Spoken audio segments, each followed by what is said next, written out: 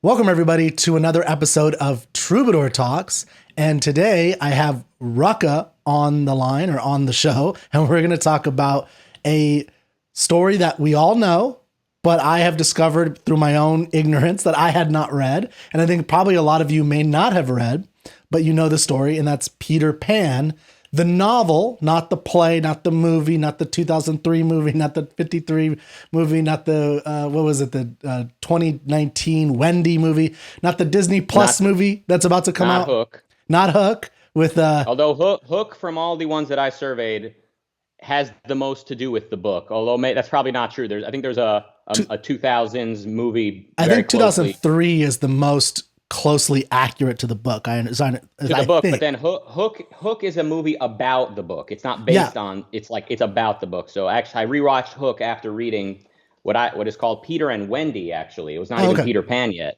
It was Peter and Wendy in its original form.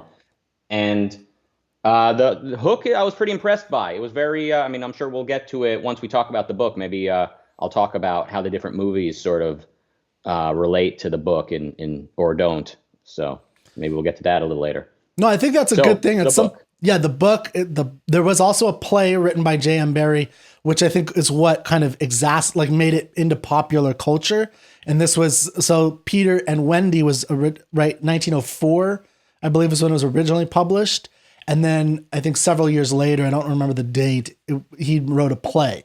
And this is the famous play that we're all familiar with. That I think the adaptation, the Disney adaptation, is a little bit closer to that.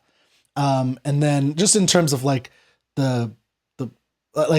think as a kid, I've seen some kind of adaptation of, them coming in the window, like on a string, Peter flying around the room and those types of little things, which is of course in the book too. The impression I get is that the play came first. That's what came first. And then the book was sort of taking the play and making it into a novel. So you should watch the Johnny Depp movie. What's it called? Neverland. Finding Neverland. Yeah. Finding Neverland. And it's really a moving story. And I think it's based on fact, more or less. The author, Barrie, J.M. Barrie, he met this family, this group of orphans, or their father was dead, their mother was still alive. He befriended the whole family, and by hanging around these kids, he sort of discovered his inner child and was inspired to create Peter Pan. And then tragically, their mother died as well, which he then he adopted the four boys. And it sort of gives you that summary in my book here. It tells you about the author, and it mentions that he met these kids and then later adopted them. And I'm like, what? Since when do books tell you so much about an author's relationship, who he adopted and stuff like that? And then after watching that movie, I realized his friendship with these kids is a big part of what made Peter Pan come to be. So it's a wonderful movie, Finding Neverland. Definitely check it out. Yeah, I watched that a long time ago. Okay, so thank you for correcting me. You're right. So the 1904 was the play when I said first published, and then 1911 is the novel. You're right. Mm-hmm. So I had it in reverse. So just so everyone's clear. Okay, so it's the play, and then he did a novel on it. So it's interesting to kind of hear the background of what inspired these things and what he, that might help us even in thinking about why he did it. And on this show, I've done this a lot where I talk about different interpretations of stories that we know, right? Like if we do a Frankenstein talk or, the novel, there have been a lot of plays in the 19th century. Almost right after its publication, there were plays of Frankenstein monster. And then, of course, the movies. And there's just so many interpretations. And it's sometimes interesting to think about that. And it can also add to your enjoyment of a good story that you like, to kind of think about how other creators have taken it, maybe destroyed it, you think, or maybe they've made it better, or maybe they've done some cool things with it. So before we go into a little bit of that, Rucka, why don't we do a quick synopsis for everybody? Just to kind of remind them, if you haven't, this is going to have spoilers, but probably this particular plot summary to some degree. Some degree. Yeah. So it's a little bit different with the book. Yeah, for sure. So what are the major things? It starts off in the Darling house in London. Mm-hmm. So it sort of tells you the story basically sort of from the perspective of a child. So the dog is basically anthropomorphized, like their dog is described as like taking care of them. And their parents are described as childish, basically, like their parents are like silly and childish. So it's it's all sort of told from a child's perspective. So like the line between fact and fiction is blurred by the author, by the narrator. Um, and so Peter Pan is this legendary person who, like legend has it, appears only to kids. Yeah. And basically takes them appear and only in their dreams, I think is the other thing too. And their mother. Wendy starts talking to her mother about what Peter. And then that's tell us when about Peter Pan. And then the mother gets a little bit worried. And then that night when the parents go off to a party, Peter Pan shows up to the kids, teaches them to fly, and then they fly to Neverland that night. And then Nana the dog goes to warn them and the parents come home and they cry out as they find out that their kids are gone. And then the kids go and they basically are visiting on the way to Neverland all these things that they saw in their dreams that they've seen. This is in the book, at least. I don't remember, like in the movie, I think that it's a, like a beautiful, they go to the second star on the right, followed through till morning. And then, but in the book, there's actually more description of the places that they kind of see along the way. And time is really weird, right? Like it seems like it's weeks, but we don't know how long. It could just be minutes in real life time, right? And then they get to Neverland, and you remember what happens there when they get to Neverland? Like what Tinkerbell does to Wendy?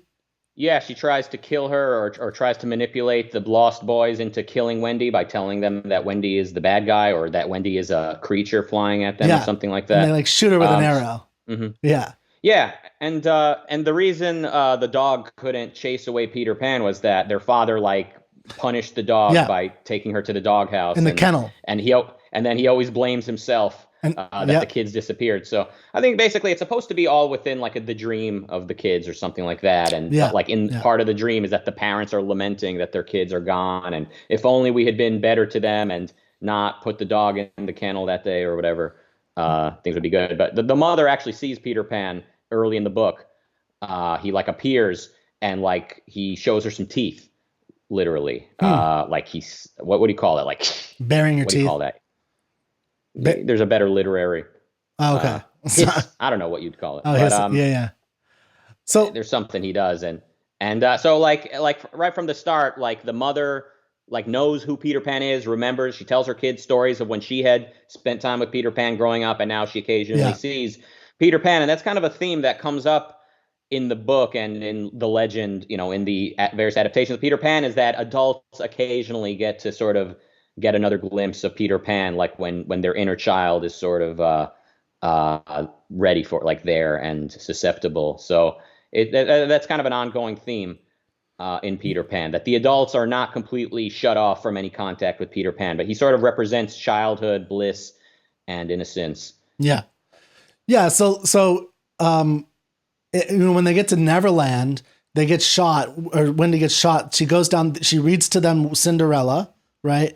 And then she, what's the next thing that happens? So I think they go to the lagoon at that point, right? So the next plot point is they go to the Mermaid Lagoon. Is that correct? I'm trying to remember. I don't remember specifically all the details. Okay. I'm trying to have a general summary of the plot. So they go to the lagoon, and I'm forgetting exactly what happens at that point plot wise, but at some point, she becomes their mother, their surrogate mother.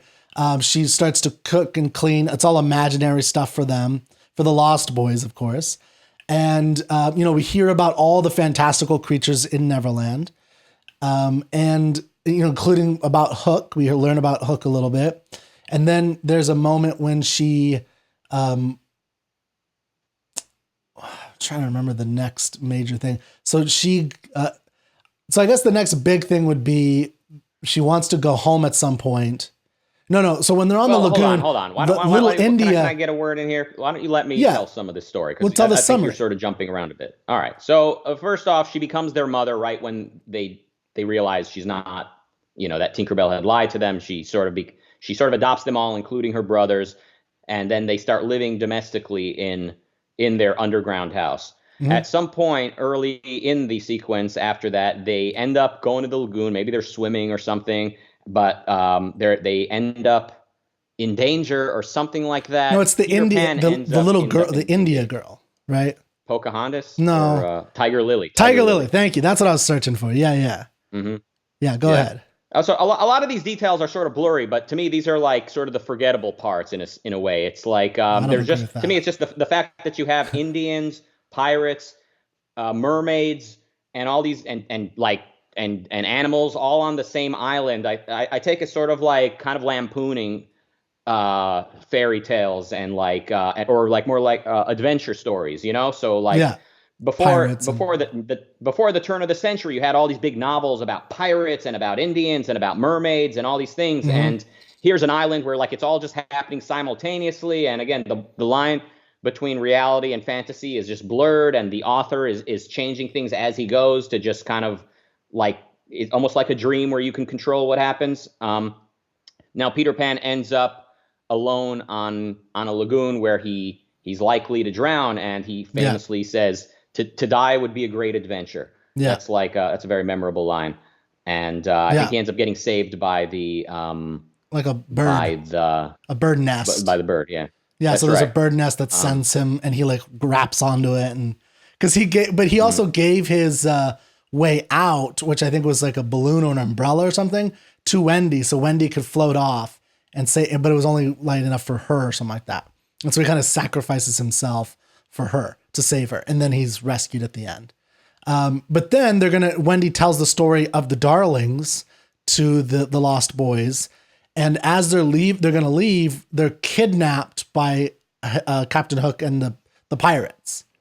And then Peter goes on the ship. He starts imitating the sound of the ticking clock from the inside of the crocodile, which of course ate Hook's hand. Then there's a battle. Hook loses. He gets eaten by the crocodile. On the pirate ship, they go home, and they return again to the Darlings. So that I think that's the basic plot. As far as there might be some little elements, but I think the major events, that's the plot element of it, of the general story that you get told over and over again, and that's in the play and in the book. And there could be different Right. variations on that, obviously. So yeah, I mean, for me, I think the plot is important to kind of hold as a starting point, as just like these are the actual things that happen, and then we can kind of interpret what we think a lot of the characterization, the style, what all of that means. So like I like what you said a lot about it's told from the perspective of it's it feels like a child telling the story almost, and it kind of and the way I think how did you put it, like it plays with fantasy elements, right? And it's obviously very fantastical when they go in the Neverland, but even in the Darling home, the anthropomorphic Nana, the dog, the way it's written is very interesting because it's not always clear that Nana is even a dog until later. Like he doesn't actually say that. So it's different. Like from a play, obviously you would see that instantly. But in literature, this is one of the things that's interesting about literature. If you just read this and didn't know the story about the dog, you would think it was a Nana. And then there would be like little hints about the way it panted. And you're like, what? And it's like, because it's not describing a shaggy dog. And then eventually it does describe a shaggy dog. And then you're like, oh, this is a dog. And there's, because like it seems to have a lot of autonomy and thoughtfulness as a dog. And it puts them to bed at the end of the story when they try to fly away, it tries to tie a knot to their feet. It's like, how does a dog do that? But of course, he's playing with fact and reality, or fact and fantasy, which I thought I liked the playfulness of the style of the book. Yeah. So, And bringing that to the stage was like a whole new world of innovation when you mm, think about it. Like nothing like that had ever been done on a stage before. To have a dog that could do human type stuff, and to have flying on the stage and all these things. By the way, the internet's been lagging a little bit. I hope it's recording it in high quality at your end, but as you talk, it's like lagging pretty badly. I don't know if okay. I'm if it's your internet or what. I don't know. I'm not getting it on my end at all. So I think on the Oh, recorder, okay. I Then think it's that's fine. good. That's Yeah. great. That's great then. Okay, so yeah, I think that's basically the plot. Like they land on the island. They end up getting kidnapped by the pirates. The kids do, and Peter goes and rescues them. Um, And like I said, I sort of take it as sort of tongue in cheek, the way that like you have all these different types of creatures, mermaids and pirates and Indians and all these things happening on one island. Like it's just kind of blending together all these different fantastic types of creatures. So it is very dreamy. For sure, yeah. I mean, it's Neverland, right? So let me ask, why did you choose this? What do you like about Peter Pan? And when I asked you, you chose this one in particular, this novel. Well, and I was just curious why you chose this one. Well, the list you sent me had a lot of like, Hemingway and all these things that is not like as moving. It's not like, all right, the Old Man and the Sea. Like, can you imagine us talking about that book? Like, there's so much to say about that plot, and I mean, and that the depth of the Old Man and the Sea. Anyway, we're not here to bash Hemingway. Yeah.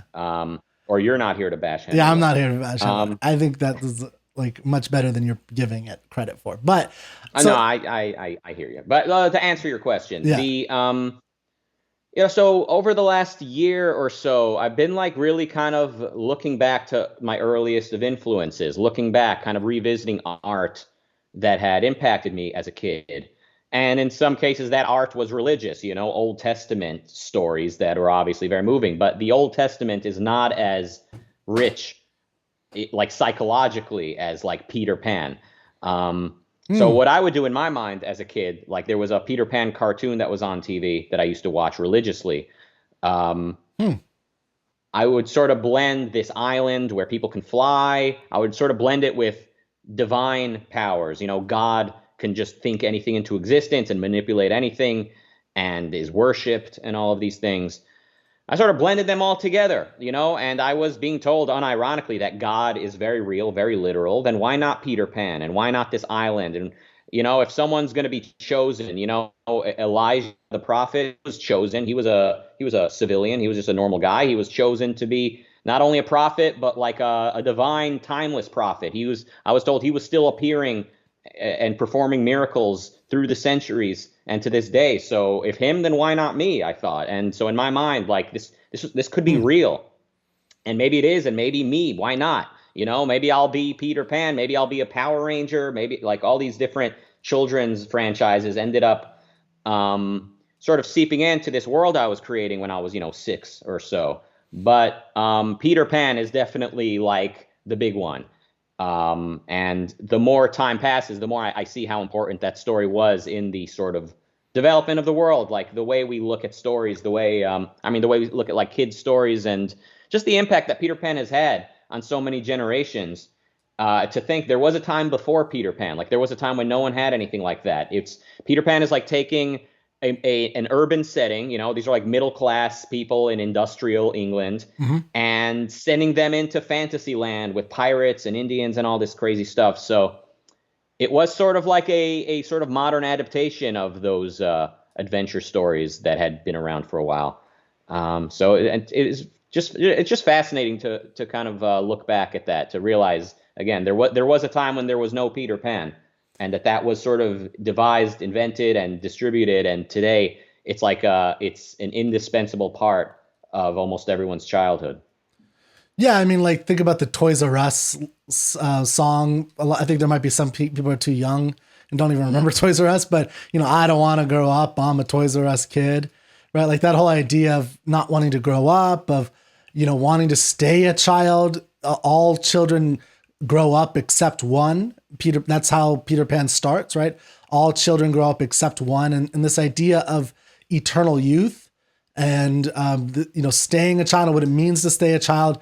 And I think for me, the literature, this as literature, as, definitely children's literature, which I take to be literature. It's just a different category than Hamlet or something, but it's serious literature for children is what I would think of this as. And I think adults should read it as well for a variety of reasons. It's very good to reflect on this and to kind of remember certain things. And we can maybe, if we have time, get into that. But like it's interesting to think about like, what Tinkerbell represents and what Peter Pan represents and why he is. And I think in the book, you see this more than I remember the movies, which I think is the value of the book, is that you get a little bit more of a glimpse as to the fact that it's a choice that Peter Pan makes to stay a child forever, rather than he just kind of is. So he's consciously making a choice. Like, I didn't really take it this way, but when he wants to kiss, when Wendy wants to kiss him, and he's like, well, I don't know what that is. And she gives him a thimble, right? I didn't realize this, but I think what happened, and that's more clear in the book, I think, and I'd have to go back and watch some of these movies, maybe it's in the movies as well, is that she kind of wants to, like, she knows what a kiss is, right? She learns this from, like, she is on the verge of womanhood. That's why she's kind of becoming obsessed with becoming a mother. She wants to mother, like, that's stressed over and over again in this book. She's a mother all the time. She loves being a mother. She loves all that nurturing. She meets Peter Pan. He's crying on the floor because he can't find his shadow. And she sews it onto him, right, to help him. And she wants to give him a kiss. And since, as a kid, we don't really understand that, but I think there is a kind of becoming a woman and finding a man that Peter and Tinker avoid. He's so innocent and doesn't understand it that instead Wendy decides to give him a thimble, and then he gives her an acorn, right? Like, that's the kind, or I think he gives her something, and it's an exchange of that, your most valuable thing. But for him, it's an acorn, which, by the way, I think is also representative. If you think about it, like, an acorn can turn into a tree, right? It's kind of like that. That's how I took that. And I found that fascinating. Just the idea of, how subtle the J.M. Barrie is really brilliant in the way he's very, in these very innocent things, mistaking a kiss is such a thing that as you watch it as a kid, you're obviously not contemplating on that level. It's just a cutesy little thing, but it's still embedded, I think, in there. Cause I remember the thimble. I don't know if you remember, but when I saw that, I was like, oh yeah, the thimble. I remember the thimble. And like, oh, like how cute it was. And like my parents would like give me a thimble or something. And like, oh, I give you a kiss. Just like they give you a chocolate kiss. You want a kiss? And they give you a chocolate kiss, right? And that's just a cute little thing. But I think it also in the story represents something very interesting that's telling overall, right? That's interesting. I never really thought that much about the kiss and the thimble and all of that. That's interesting that's something you sort of thought a lot about. By the way, the internet is getting so bad, like the lagging, it's like I almost can't understand. Oh. If we hung up and reconnected, would you be able to easily connect the two halves, or that's beyond your so I don't know if we have to, we can. Let me pause this for a second. I can pause it. Yeah. What were you gonna say? So yeah, I never really thought that much about that whole kiss, the thimble and all of that. What I found interesting about the story overall is that it sort of draws a split between childhood bliss and adulthood. Like, you necessarily become less happy, less blissful, more duty bound as an adult. That's just the way it is. And at the end of the book, some of the lost boys end up moving with them into their house. And as they grow up, one becomes a lawyer, one becomes this, one becomes that, and they're all basically miserable.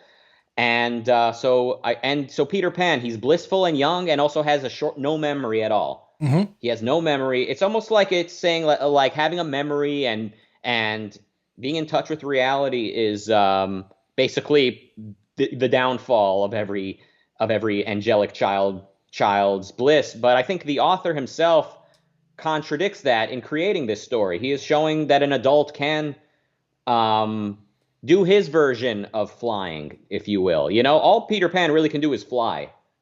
And that's his only superpower. If you told me you could either create magnificent art or fly, I'd rather create art. I know a lot of people would answer differently, but like I guess when you think about it, like what we do as adults with whatever passion we have, that is like our version of a superpower. So it is like the sort of benefit of a story like any fantasy story, and let's say Peter Pan, we can sort of abstract from that. What is the magic? What's our version of magic? And we realize adults do not need to become miserable. Quite the opposite. A rational and focused adult with a passion, pursuing his passion, is basically living like Peter Pan well and into the end of his life. But you don't really get that from the book. The book sort of, and the story sort of says like, yeah, adults sort of forget about Peter Pan, but maybe some of them can remember it if if we remind them. I see it more as like the ongoing theme of your life should be I am Peter Pan, and I'm I've got even better powers than he does. Yeah. Interesting. So yeah, I mean, I guess I would add a little bit about how what Peter is missing is because he is missing out on something. So part of it is, yes, you want, like, Wendy does retain a memory of him because he's supposed to come back every year for spring cleaning, but he often forgets. But I think he comes back at certain periods in her life.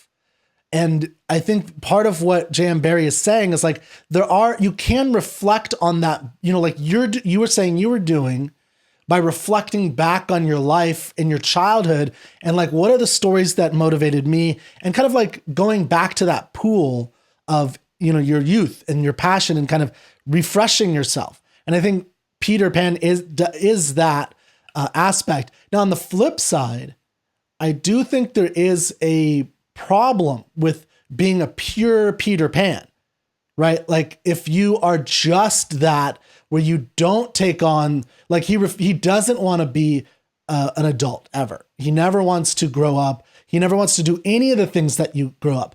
And so like Pan, the idea that you can, Peter Pan is in this stasis, in an arrested development of he is this boy. I think part of what that means is that there's a kind of infinite potentiality for him. He could be anything he wants. And that's the kind of nice thing. So he does do that in the story.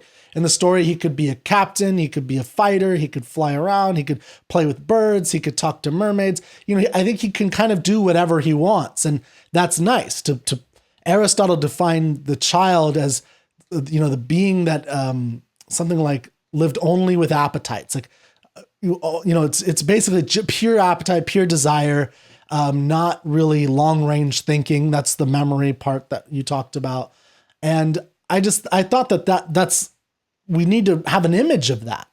And that Peter Pan has become, like you said, as a symbol in our society for that kind of eternal innocence and youthfulness and pure potentiality and passion. On the flip side, though, you do need to kind of, as you grow up, take on some kind of, identity and really become an individual, that this is what you decide to do, which sometimes mean you do cut off certain potentialities. What do you think about that? No, I think becoming an adult means becoming more like Peter Pan. You realize you have the powers to do things that Peter Pan could have never dreamed of doing, and there's no real trade-off. I mean, but like the book is sort of saying like, yeah, by kind of growing up and accepting reality, you got to leave some of that fantasy behind. But really, properly understood, those fantasies are speaking to something that is much more magnificent to you than magic, much more magnificent to you than omniscience, omnipotence. You have something better than omniscience. Or omnipotence. You have the ability to make this actual world your own. So I don't know if we disagree so much, but I mean, to the extent that you see there as like being a trade-off, you need to leave something behind. I mean, I think that's sort of what the book is saying, but I disagree. I think we see a lot of this sort of theme in the culture ever since then. It's only gotten worse. This whole like children are like precious. We need to basically get them to hold on to this childhood, because once they grow up, they're going to be, crappy adults. Like that's the wrong way to look at it. I think the correct way to look at it, and you see this in like, Howard Rourke, he gets younger the older he gets, right? That's like one of the things you see about him as he ages. He seems to be getting younger. And, at our best, I think we can relate to that. The more we get comfortable in our own skin and the more we exercise our abilities and expand them. Yeah, so So here's the other thing of that. So, maybe we're talking differently. Maybe there's some similarities. Is Peter Pan lives in the world of the imagination. So in other words, the not real. So he lives in a not real place. And we could also translate this into the realm of art. Like this is the realm of art, stories, like you were saying, mermaids, pirates, fairies, which we know don't exist, right? So he lives in this non-existence world, and he takes them into that world. And remember, Wendy is obsessed with, or not obsessed, but she loves telling them stories, and they love hearing the stories. Again, I think this is, and then Wendy tells Jane, her daughter, stories, and that inspires her to see Peter, and she wants to go to Neverland. So like, I think they live in this non-existence, the non-real world, whereas Wendy, Michael, and the other brother, and of course the Darlings in London, they live in a very real world. And J.M. Barrie stresses this intensely when Mr. Darling at the beginning is complaining constantly about money. Like he doesn't have enough money for the children. Children cost money, and he's like, I don't know how we're going to make it. And he's like complaining. To some degree, that's the real world of taking on these kinds of challenges. And Peter Pan lives in this fantasy world where there's no food, where food is, you just dream it and it's right there. And that this kind of fantasy versus reality, I think, is a big part of what's going on. And we can think about, in order to, so I don't disagree with you that to be an adult and to, take on the wonders of creating something in the real world is a great accomplishment and something to be prideful of and joyful, and all the beauty of passion and knowledge and getting pleasure from those things. But I'm just saying, I think in the book, and I think you said you might disagree with some of this, my take is that Barrie is kind of separating this boy who's in this world, but he's not saying that it's not valuable. That I think what he's saying the value is a kind of, the way I take it as someone who loves literature, is a value of returning to the world of literature, of returning to the world of stories. You put it as like returning to your own, when you were talking about your own youth and the stories of your youth. Does that make sense? Like that's kind of how I think what J.M. Barrie is making it. And I do think there's kind of, sometimes you do give some things up. Like you have to cut, you can't do everything. Like you can't be everything. I don't know. Yes, you can. Okay, so one of my points that I was trying to make, I think that J.M. Barrie is making, is about the imaginary world versus the real world. And that Peter Pan lives in the imaginary world. He lives in Neverland, right? It's Neverland, right? Tinker Bell is a fairy, which doesn't exist in real life, as we know. And he even forgets her and she dies, and there's other fairies because, again, they're ephemeral. They're not real. He lives in the world that you were talking about earlier about mermaids, pirates, these adventure stories. He lives in that world of adventure stories. And the Wendy and the brothers, Michael, and I forget the other name of the other brother. John. Thank you. Michael and John, and the Darlings, they live in the real world. There's reality. And Wendy is on the verge of taking on, her own motherhood identity in that real world.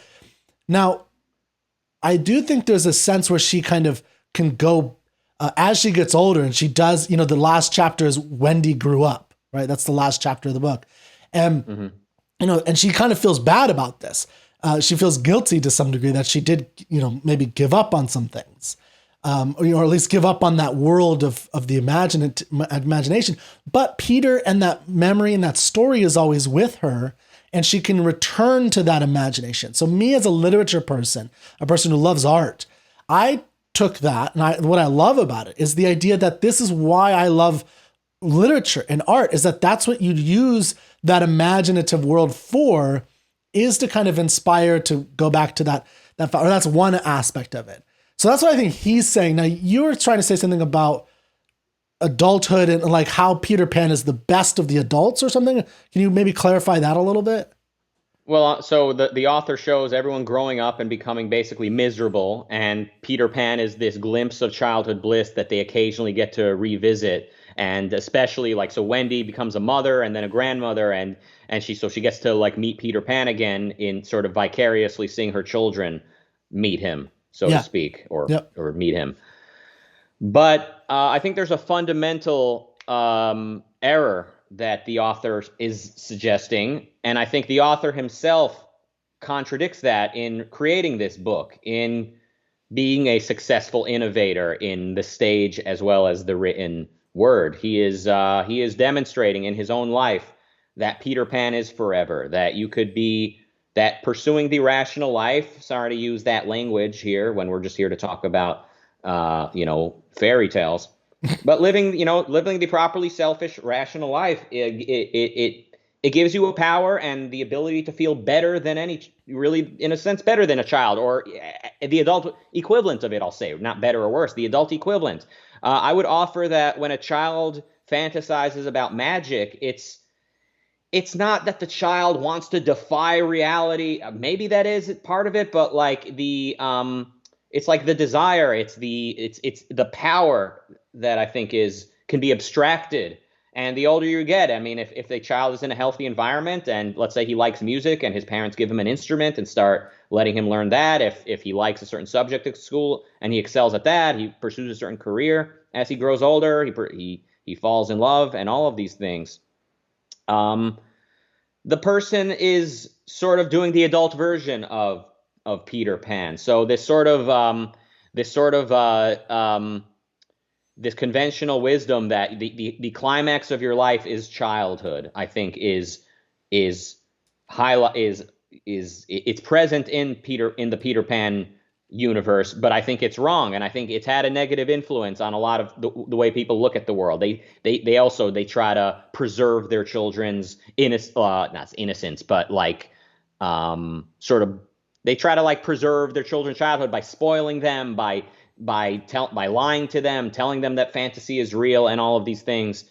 I mean, we saw this growing up in the 90s, right? Like a lot of households revolve around the children, and it's just, I think a healthier view of life is that like there is the adult version of being Peter Pan. All Peter Pan really can do is fly.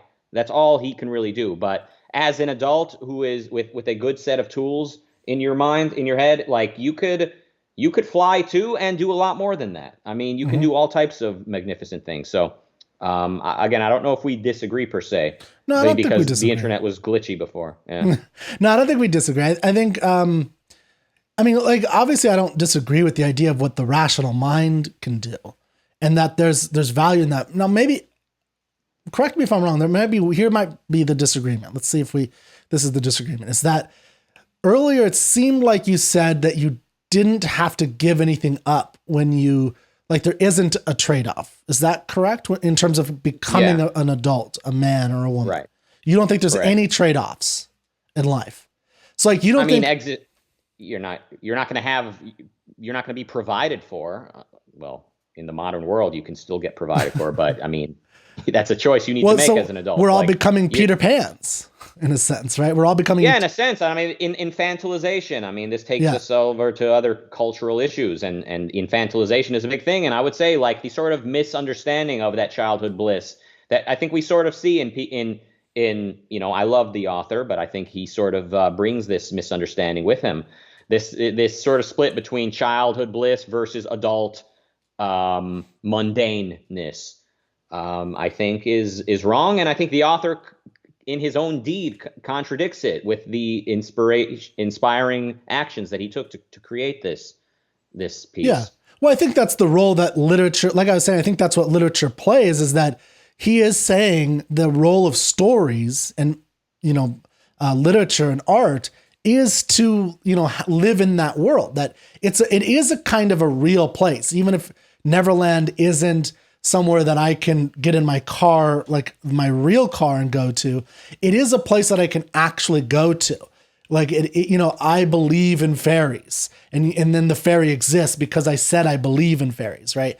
Like that whole, and you clap, right? They would do that, I think, during the plays. Everyone would clap to bring Tinkerbell back to life when she drinks the poison that Hook gave to Peter Pan. And I think you're right that in his story he is saying that's the role that stories play. And Peter Pan is essentially a story. And so like there is value in him in that. And there is value in returning to him as, you know, as stories, no matter how old you are. It's a pleasure. It's enjoyable. And I think it can spark, you know, like going back to that fount for yourself.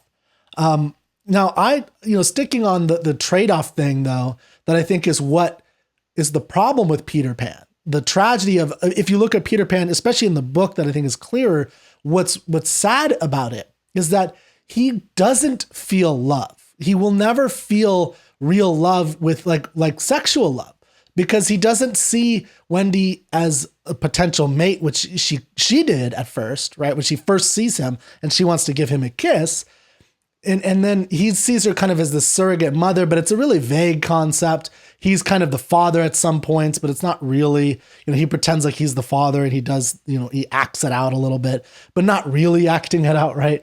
And, but he never gets to kiss. And part of what I mean by the trade-off is like when you fall in love, let's just take romantic love. Barring some of today's non-monogamous things, that means you're not loving every other woman potentially out there. So Peter Pan, by not making a decision of loving her, is in a potential love with all women in a sense, right? It's a potential, right? That's the the immaturity of not, and that's what I mean by trade-off, is that when you pick a career, so you can do more than one career, but when you pick a career, even Howard Rourke could have been an engineer or something, right? He could have been a great inventor like a John Gall, but he decided to be an architect. That means he doesn't do these other things by its nature. Now he can do some of them, but so it seems like you don't agree with that. No, because yes, like in the abstract, you can say by making one choice, you are giving up an infinite other amount of choices. But in reality, when you look at the world firsthand, when you want to be an architect, that's what you want to be. It's not about, I agree, I want to give up, you know, it's like, yeah, I agree. So, you know, but you can't be a race car driver professionally. Do you want to be a race car driver? He might have wanted to. The point is that when you so that's the thing with Peter Pan, is Peter Pan can want to do anything. And then he could do that thing in his mind because he doesn't actually do it. That's the whole point, that's what I'm saying. So you're right. When you make a choice and that's what you love, I agree. Like I love literature. I love doing that. And so that's the path I've chosen, but I'm not doing other paths that I could have chosen. Now, maybe this is the one that I love, fine, but it's still at the expense of other things. In Peter's world, he can do anything and everything is open possibility, but then there's no nothing. There's no it thing. So there's no what you're talking about. There's no career path he's going to choose, because he could choose anyone. I mean, it's like kids in college. Like I remember when I was in college and I would talk to kids, like, you know, when I went to college and I dropped out when I was like 18, 19, I was going to business school and I was talking to people like, so, you know, why are you in school? What is this? You know, what are your dreams and aspirations? And you know what most people said? I don't know. like what? You don't know what I think like you, I think you and I would have this in common. I was just so shocked that nobody had any clue what they wanted, like what they were passionate about. It made no sense to me. So they were all Peter Pans in my view. Yeah. So, I think you're making my point that they're not, those undecideds are not more blissful than you. They're less blissful. So the point is, I think the sort of fundamental problem with Peter Pan is that like he makes it, you get the impression that like being a child means having no responsibility, or like childhood bliss, it needs to be traded away and you rarely see it again the more you adapt to reality and learn how to live in it and to pursue realistic goals. Yeah. But the truth is you get more blissful the more you do that. The more you differentiate fantasy from reality and actually attain real life values, the more you become a real life Peter Pan. And you see that in you see that in like successful people that are also giddy about it. Like they don't have guilt about it. Robin Williams was a wonderful actor to cast as like the adult Peter Pan. He kind of once he rediscovers that side of him, it's just a joy to watch. Yep. I agree. Yeah. Mm-hmm. Yeah. I think we are on the same page with that. Yeah. I think, that's, the thing that I loved about the book, having just read it for the first time, because you told me to, and I appreciate that. And the thing that I loved about it was just that it was the interplay between the two. So if you take it as like a literature, work of art, what I saw was you have this interplay between Wendy becomes an adult.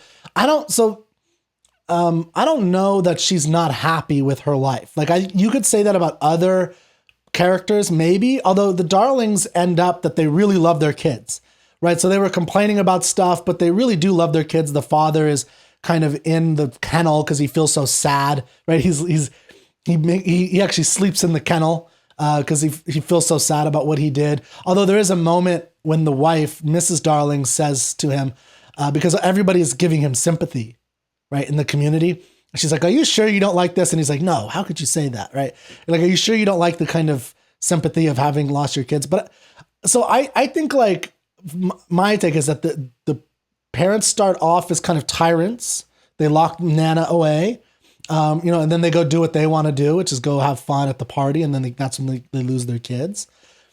Hook is the other adult who is, remember in the book, he is, and I think this might be I don't know if this is in the 53 Disney version, but I think it might be in some of them, where he is this school, like he's basically, I remember he's focused on form, having good form from like his upbringing as, in school, right? And in school, and that's one of the things he hates about Peter Pan is Peter Pan seems to effortlessly have good form, right? He never does the wrong thing and he's just always doing the right thing.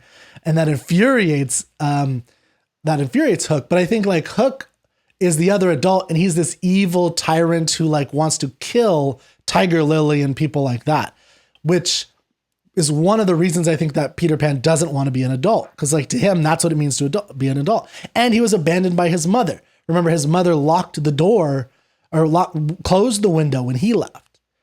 And when the Wendy and all of them come home, finally, when they do fly home, Peter Pan locks that window at first because he wants to, and then he kind of debates that is he going to do this? And then he eventually, because he feels bad for the mother, and says, this mother isn't like my mother. This mother loved her children. So he lets them come back home, basically.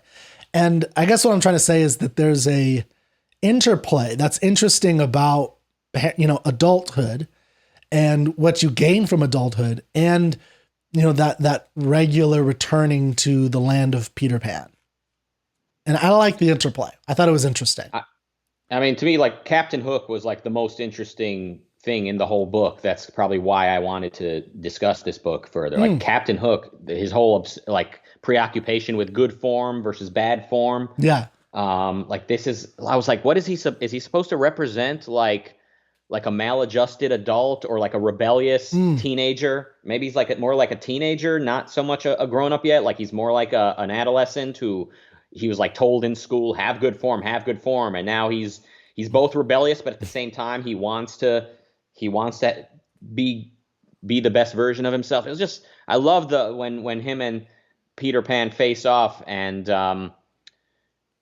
he tricks Peter Pan into having bad form. He kind of signals to Peter, like, use your foot to kick me instead of stabbing me. And Pan does it. He kicks him off the boat, and Hook jeeringly cries, bad form, as he falls to his death. Yeah. Oh, I love that. And, so it's like so interesting to me. Like, I don't really know what the author is exactly saying with Captain Hook and the whole good form, bad form, but it's psychologically rich. And I mean, the whole book feels like a dream. So maybe maybe the author is sort of grabbing these different elements of reality and sort of blending them in ways that the author doesn't necessarily know what exactly he's aiming to say about life. It's just, he's sort of grabbing these various elements, such as, being someone like Captain Hook and what he contends with and sort of presenting it as sort of part of this dream, right? Yeah, I mean, that could be, it's hard. It's always hard to psychoanalyze a author after the fact. How much did they know? How conscious was it? Was he just taking fairy tale? Like, because I think there is a generic fairy tale model that he's kind of following to some degree, or maybe even flipping on its head. And he probably was very familiar with fairy tales. I don't know much about his biography. So my point is, I don't know. Maybe somebody could study his life intensely and get into his head a little bit to figure out how much he consciously knew. It would be interesting because I agree with you. Hook was so sympathetic. I mean, there's a kind of sympathetic element where when I read this book, that's not in the movies as much often, where he's just kind of this comical evil figure where, he's basically been maybe betrayed in his youth or something. And he's trying to be this thing. And he's, being pursued by this crocodile that has a clock in it, which is, to me, that's like death, right? Like that's the mortality that pursues us all in a sense. Mm-hmm. And Hook has that, and he's being pursued by it all the time. And it's horrifying for him, of course. And it really petrifies him. And I think that petrification that, he gets frozen almost, and the other men on the ship jeer at him when he does that. Like they start turning on him. And I think part of that is the, just the eternal worry about death. And then the thing you can do about it is become a tyrant. And that's what he does. He's very tyrannical to the men when he's trying to be like, he seems like he might be nice at some points. And then there's a moment when he's like, no, I got to, these guys aren't going to listen. So I got to be tough with them. And he like smacks them around or something. And that's what he has to do. He has to be tough with them. And, and then the good form thing, I took that as this is because the lost boys that come back, remember there's a moment when they like lament that they came back because now they have their school uniforms, they have their books, they're studying things, and they have to do the things that you're supposed to do in good society, just like Hook does, right? To be a good society, which a pirate is the opposite of good society, right? A pirate abandons good society. And, but Hook still like has that attachment to good form, wanting to have good form, but he can't have it because now he's a pirate. Now he's on the opposite side of that. And the fact that he wants it, like there's this inner monologue when he's like, I want this. That's bad form. To want it is bad form. And so he's like stuck in this world where he has bad form by his very nature, but he still wants that, London high society type thing. And it's really, it's like kind of neurotic. He's like, he wants good form, and then he realizes wanting it means you don't have it, and it's which is he's beating himself up. Yeah, which is true. I think like to a lot of people who try to live by society standards, there is a kind of like doing it in itself is kind of a negative, like it's destructive to you, and there might be some of that in there. And like he sort of maybe represents like a rebellious young person or a little bit older, like entering adulthood, and the ticking clock, the ticking of the clock that the alligator swallowed is sort of like, time, the clock is ticking, old age is coming, or adulthood, and then of course death. And it haunts him. And he's, as much as he wants to be rebellious, he's not omniscient. He can't just decide this is the person I am. He needs to exercise to be that person. He needs to have good form. If he wants it, he needs to act like it. He can't be sloppy. So, to me, it speaks to the experience of adolescence and young adulthood, like this sort of catch-22, where like on one hand I can do whatever I want. I'm independent, but at the same time, being effective and being successful means, standing up straight and, being tough, good form, showing his toughness to the other men. Right. Yeah. Like I agree 100%. Like for him, there's like a cost to being the adult leader in that sense. Like he can't just enjoy his life. Like he's got to do, and that's the alternative to Peter Pan. That's the opposite to Pan, is this adult who's chosen that particular path as Hook. And he seems to be stuck. Hook seems to be stuck in that world because he's made the choice to be a pirate. That's why I took that, is that he's a pirate. He's always a pirate. He's always going to be a pirate. And that's all that there is to it. And so he has to do that, even if he wants to do good form or be nice. And again, like the men almost turn on him in 2 cases, at least, that I remember, that when he wants to, when the crocodile's there and they see that he's like that, and they're like, "What's wrong with you?" Like, and they start yelling at him a little bit, and then he's got to like buck up, and he comes up with the plan of sending, like, there's a ticking in this dark room, and he wants to, and so he's too terrified, and so the men start turning on him, the other men on the ship, and so he comes up with the idea to send the kids in. Right now, we know that the ticking is Peter Pan. So he sends the kids in to go find out what it is and either kill the thing or be killed themselves. And the men cheer it. So the point is that, like, I saw that as like he's kind of trapped in that world where he has to make those decisions because he decided to be a pirate. And that is the opposite of what Peter Pan is, where, again, this is my theory of the interpretation, that Peter Pan is the kind of opposite, where he has an infinite potentialities in that. But yeah. Yeah. Again, I think I see Captain Hook as sort of like an attempt at being powerful as an adult or as a young adult, like, or even an old adult, like attempting to play God and like be in charge and stuff, but still sort of being neurotic and trying to assert yourself over other people and stuff like that, like kind of contending with the facts. And yeah, Peter Pan he has no memory, like he forgets stuff right away, and he has like he doesn't care what's true and what's not. He just decides everything's arbitrary with him. So Peter Pan can just say, "We all ate dinner tonight," and then there's just no dinner that night. Or he can say, "We haven't eaten, let's eat," and then they get to eat. So, yeah, there's a lot of stuff happening in this book, huh? Yeah, I think there's a ton. That's what's interesting about it, is it's well done. It's a good, full, fleshed out fairy tale about this boy that, never grows up, and the people in his life and the people that remember him, because they remember him, but he doesn't really remember them.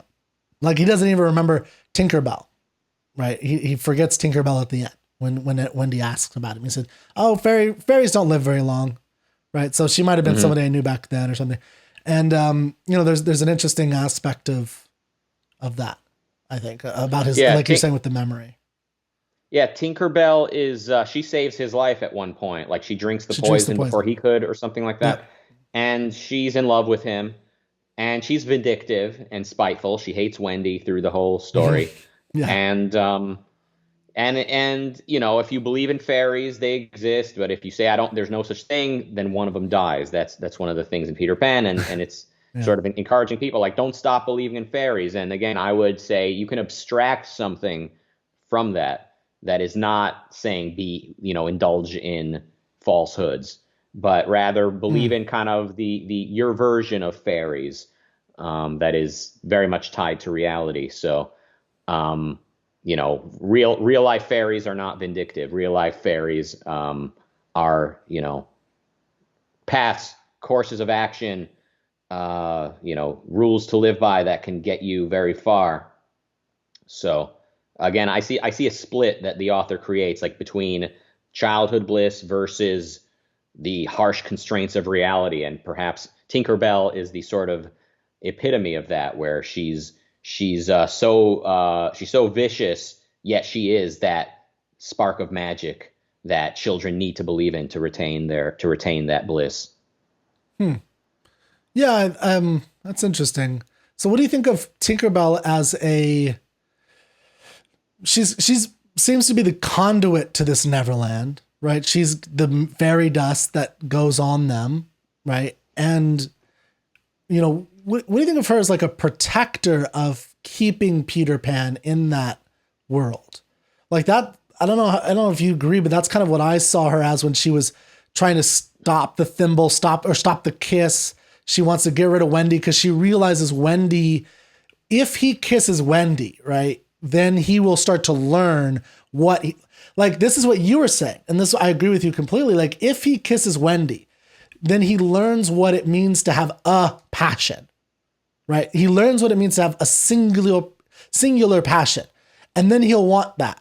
And he'll want to give up I think that it's been a long time since I've seen Hook, but I think that's part of what the message at the end of Hook is that he loves his kids, right? And so that's worth, it's worth going back to his kids and giving up the Peter Pan powers that he has to get in order to fight Hook off again, right? If I remember that correctly. It's been a long time since I've seen that movie. And I want to talk about Hook for sure, but yeah. first about just Tinkerbell. Yeah, so she's like she's the one that enables people to fly by sprinkling the pixie dust on them. And yeah, like I said, she kind of Tinkerbell represents that, magic and supernatural abilities that only kids that believe are able to do. Yeah, and she's jealous. I took that at jealousy at Wendy. Yeah. So I think her individual characterization is she's jealous of Wendy. I guess the question is why. And for me, I took that as she's jealous because, she wants Peter to herself in her Neverland. If Wendy kisses her, she will lose Peter, for sure. Peter will become a man. He'll become Robin Williams. And that's as an adult, and that's what happens in Hook.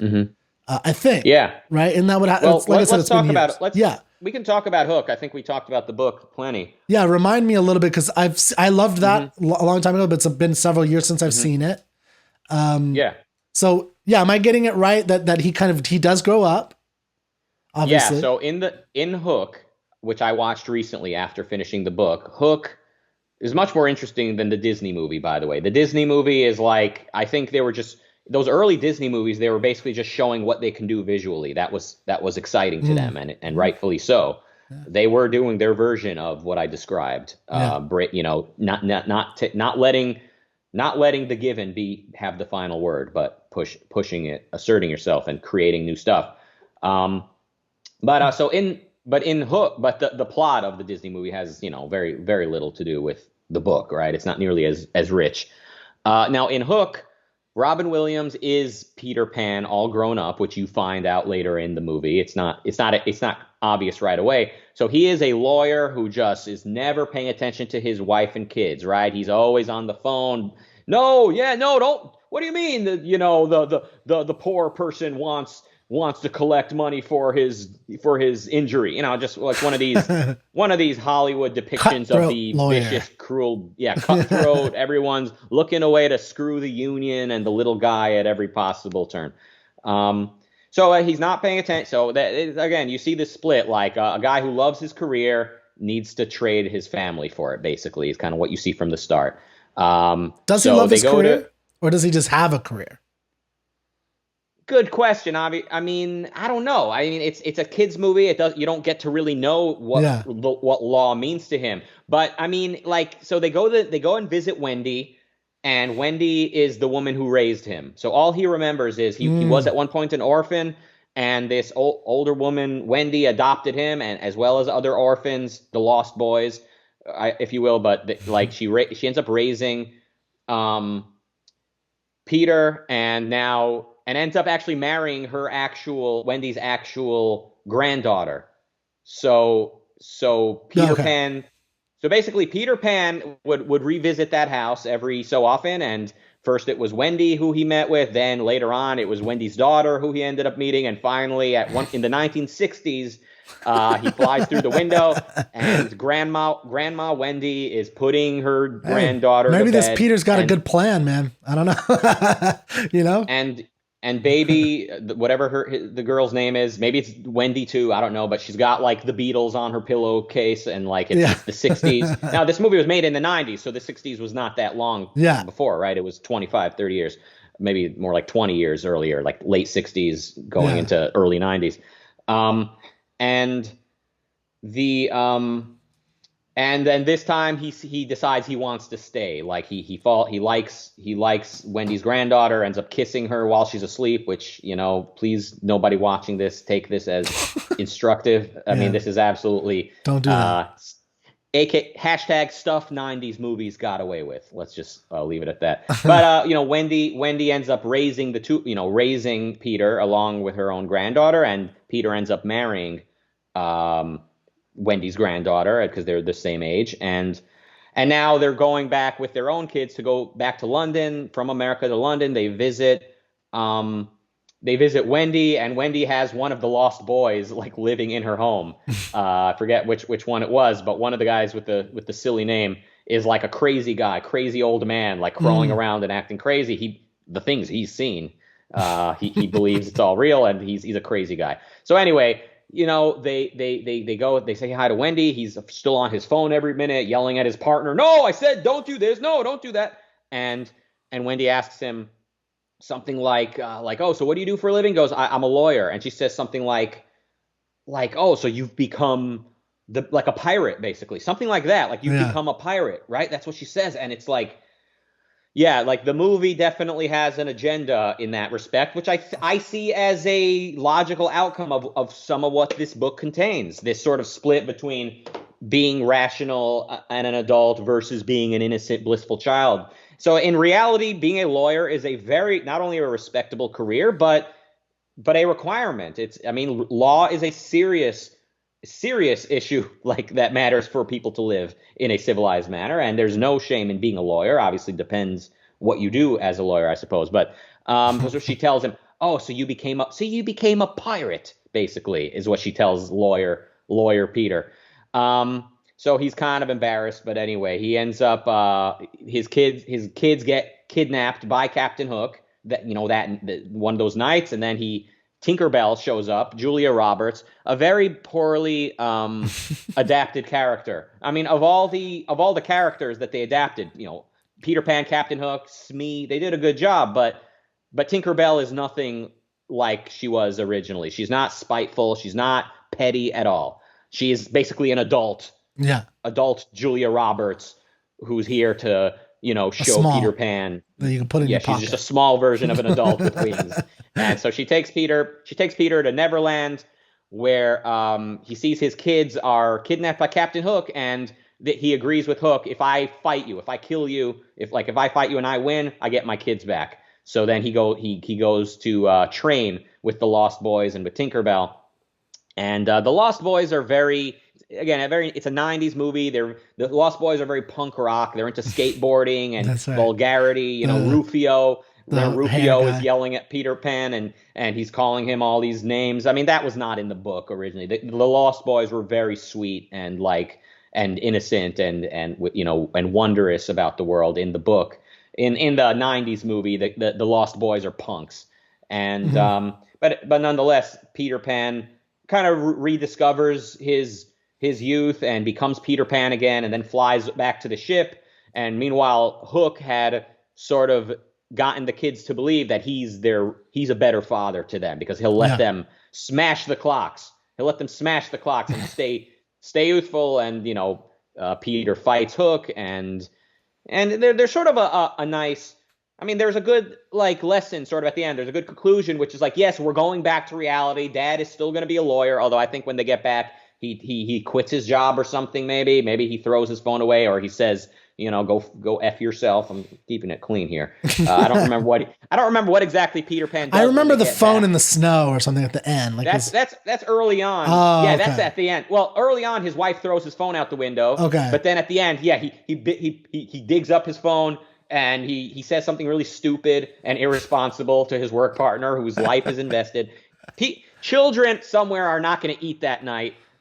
People's lives are going to be hurt. Maybe a defendant in court will end up going to prison because his lawyers were not able to defend him properly. Whatever it was, this lawyer says, hey, I don't want to do anything. Throws his phone back into the snow and runs around with his kids like an idiot. So at the end of the day, this theme that I take issue with, where there's this split between adulthood and childhood bliss, is it's present throughout. But the movie is still very sweet in a number of aspects, in that they do end up coming back to the real world, and the kids sort of realize their father does love them, even if he had been very busy with his job and all of that. But I love how Captain Hook in Hook, he talks about good form and bad form. And at one point, Hook cheats, early in the movie. He shoots at Peter or something. He shoots somebody in a way where it's an unfair advantage. And the child yells, bad form! Yeah. I love how the movie Hook is all about the book. You see the book. They talk about the book. And another thing that's in this movie is that Wendy says that J.M. Barrie actually lived next door to them growing up, and he kind of came up with these stories with them, or two that told them it, and yeah, that's kind of part of it as well. So, and then the lost boy, the crazy old man that lives with Wendy at the end of the movie, you might remember this. He ends up getting picked up by Tinkerbell and he lost his marbles, back. Didn't he? He lost his marbles. That's what it was. I remember that. He lost his marbles. Going back to Neverland, like Tinkerbell or whoever grabs him and takes him back to Neverland. So, yeah, look, this ongoing split between pursuing a career versus being a blissful person, or a childlike blissful person, I think is it's family versus career. Yeah, that's part of it. You know, your kids versus career basically is what it amounts to. Your kids versus your career. I mean, it is true you do need to allot your time properly, but I mean, the movie grossly overemphasizes that, I think, and it speaks to this idea that was in the book, and I think it got worse with every generation. Each generation was spoiled worse than the one before and told how perfect they are, and, you know, the self-esteem movement and all of that. Each generation's gotten worse than before, and today we're at a point where the children are telling the adults what's okay and what's not, right? They're policing our language now. You got little kids telling us, how dare you, and do not use that pronoun. I mean, Jesus Christ, what's the world come to? So... Well, like Greta Thunberg is like wagging her finger at a group and a whole world of people who make her whole existence possible, right? Of course. Right? Yeah. It's like, how dare you? It's like, the hell are you, 15-year-old kid, telling the world what to do? Yeah, and like you said, well, yes, and also she was raised a certain way, and the adults around her have certain premises, and so, a good thing to do a better thing would have been if that energy had been harvested in a way to be dedicated towards a rational pursuit. So Greta could have been a wonderful something or another. She could have been very successful with that level of energy, but she's dedicated, of course, to the destruction of life.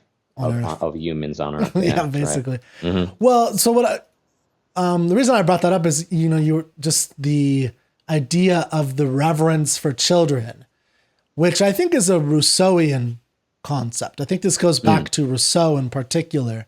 And I was going to bring this up earlier, but, you know, in his most famous book, Emile, where he talks about on education and about how childhood is a kind of its own sacred its own sacred time that we should basically preserve and kind of nurture and allow to do what it wants to do, rather than the kind of classicism of, you know, like you're saying about putting on manners. Like, so he was all about let kids be wild, just like the noble savage, right?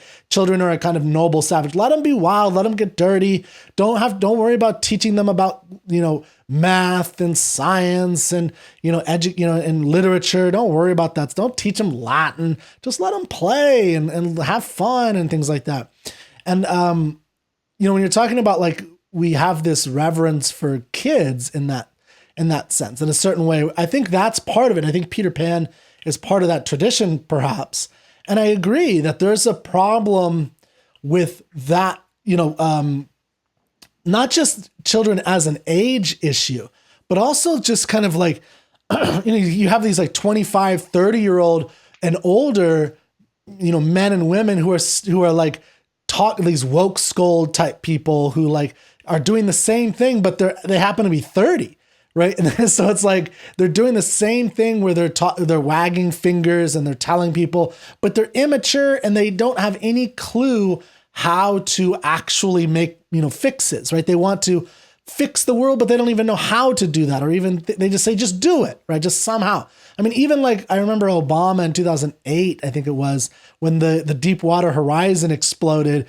And I just remember the look on his face when he screamed, plug that damn hole. It's like, it's not that easy, man. Like, this is hard engineering science. Your passion and excitement isn't going to actually do all the science that's necessary. Right. So I agree that's a big, you know, a big problem is the kind of infantilization of the West. And yeah, and the premise is the noble savage is the standard, right? That's that's pure good, and that's then pure good. The child is like basically like a savage. He hasn't been corrupted by society yet. And we get, And yep. and that's kind of it's there. So anytime you're confused, how has the world gotten so ridiculous? You could sort of you might be reminded of these premises, and it makes a little bit more sense. So yeah, I mean, and with Rousseau and with any philosopher, take the worst philosophy on earth, you could still find a kernel of truth in it. I mean, take anything. I mean, can you think of like what do you think is the worst possible philosophy? Let's say like egalitarianism applied to the environment, like environmentalism. Let's say that, like where like the standard feminism. Is that. Okay, let's say that. I mean, the kernel of truth there obviously is that women are not slaves.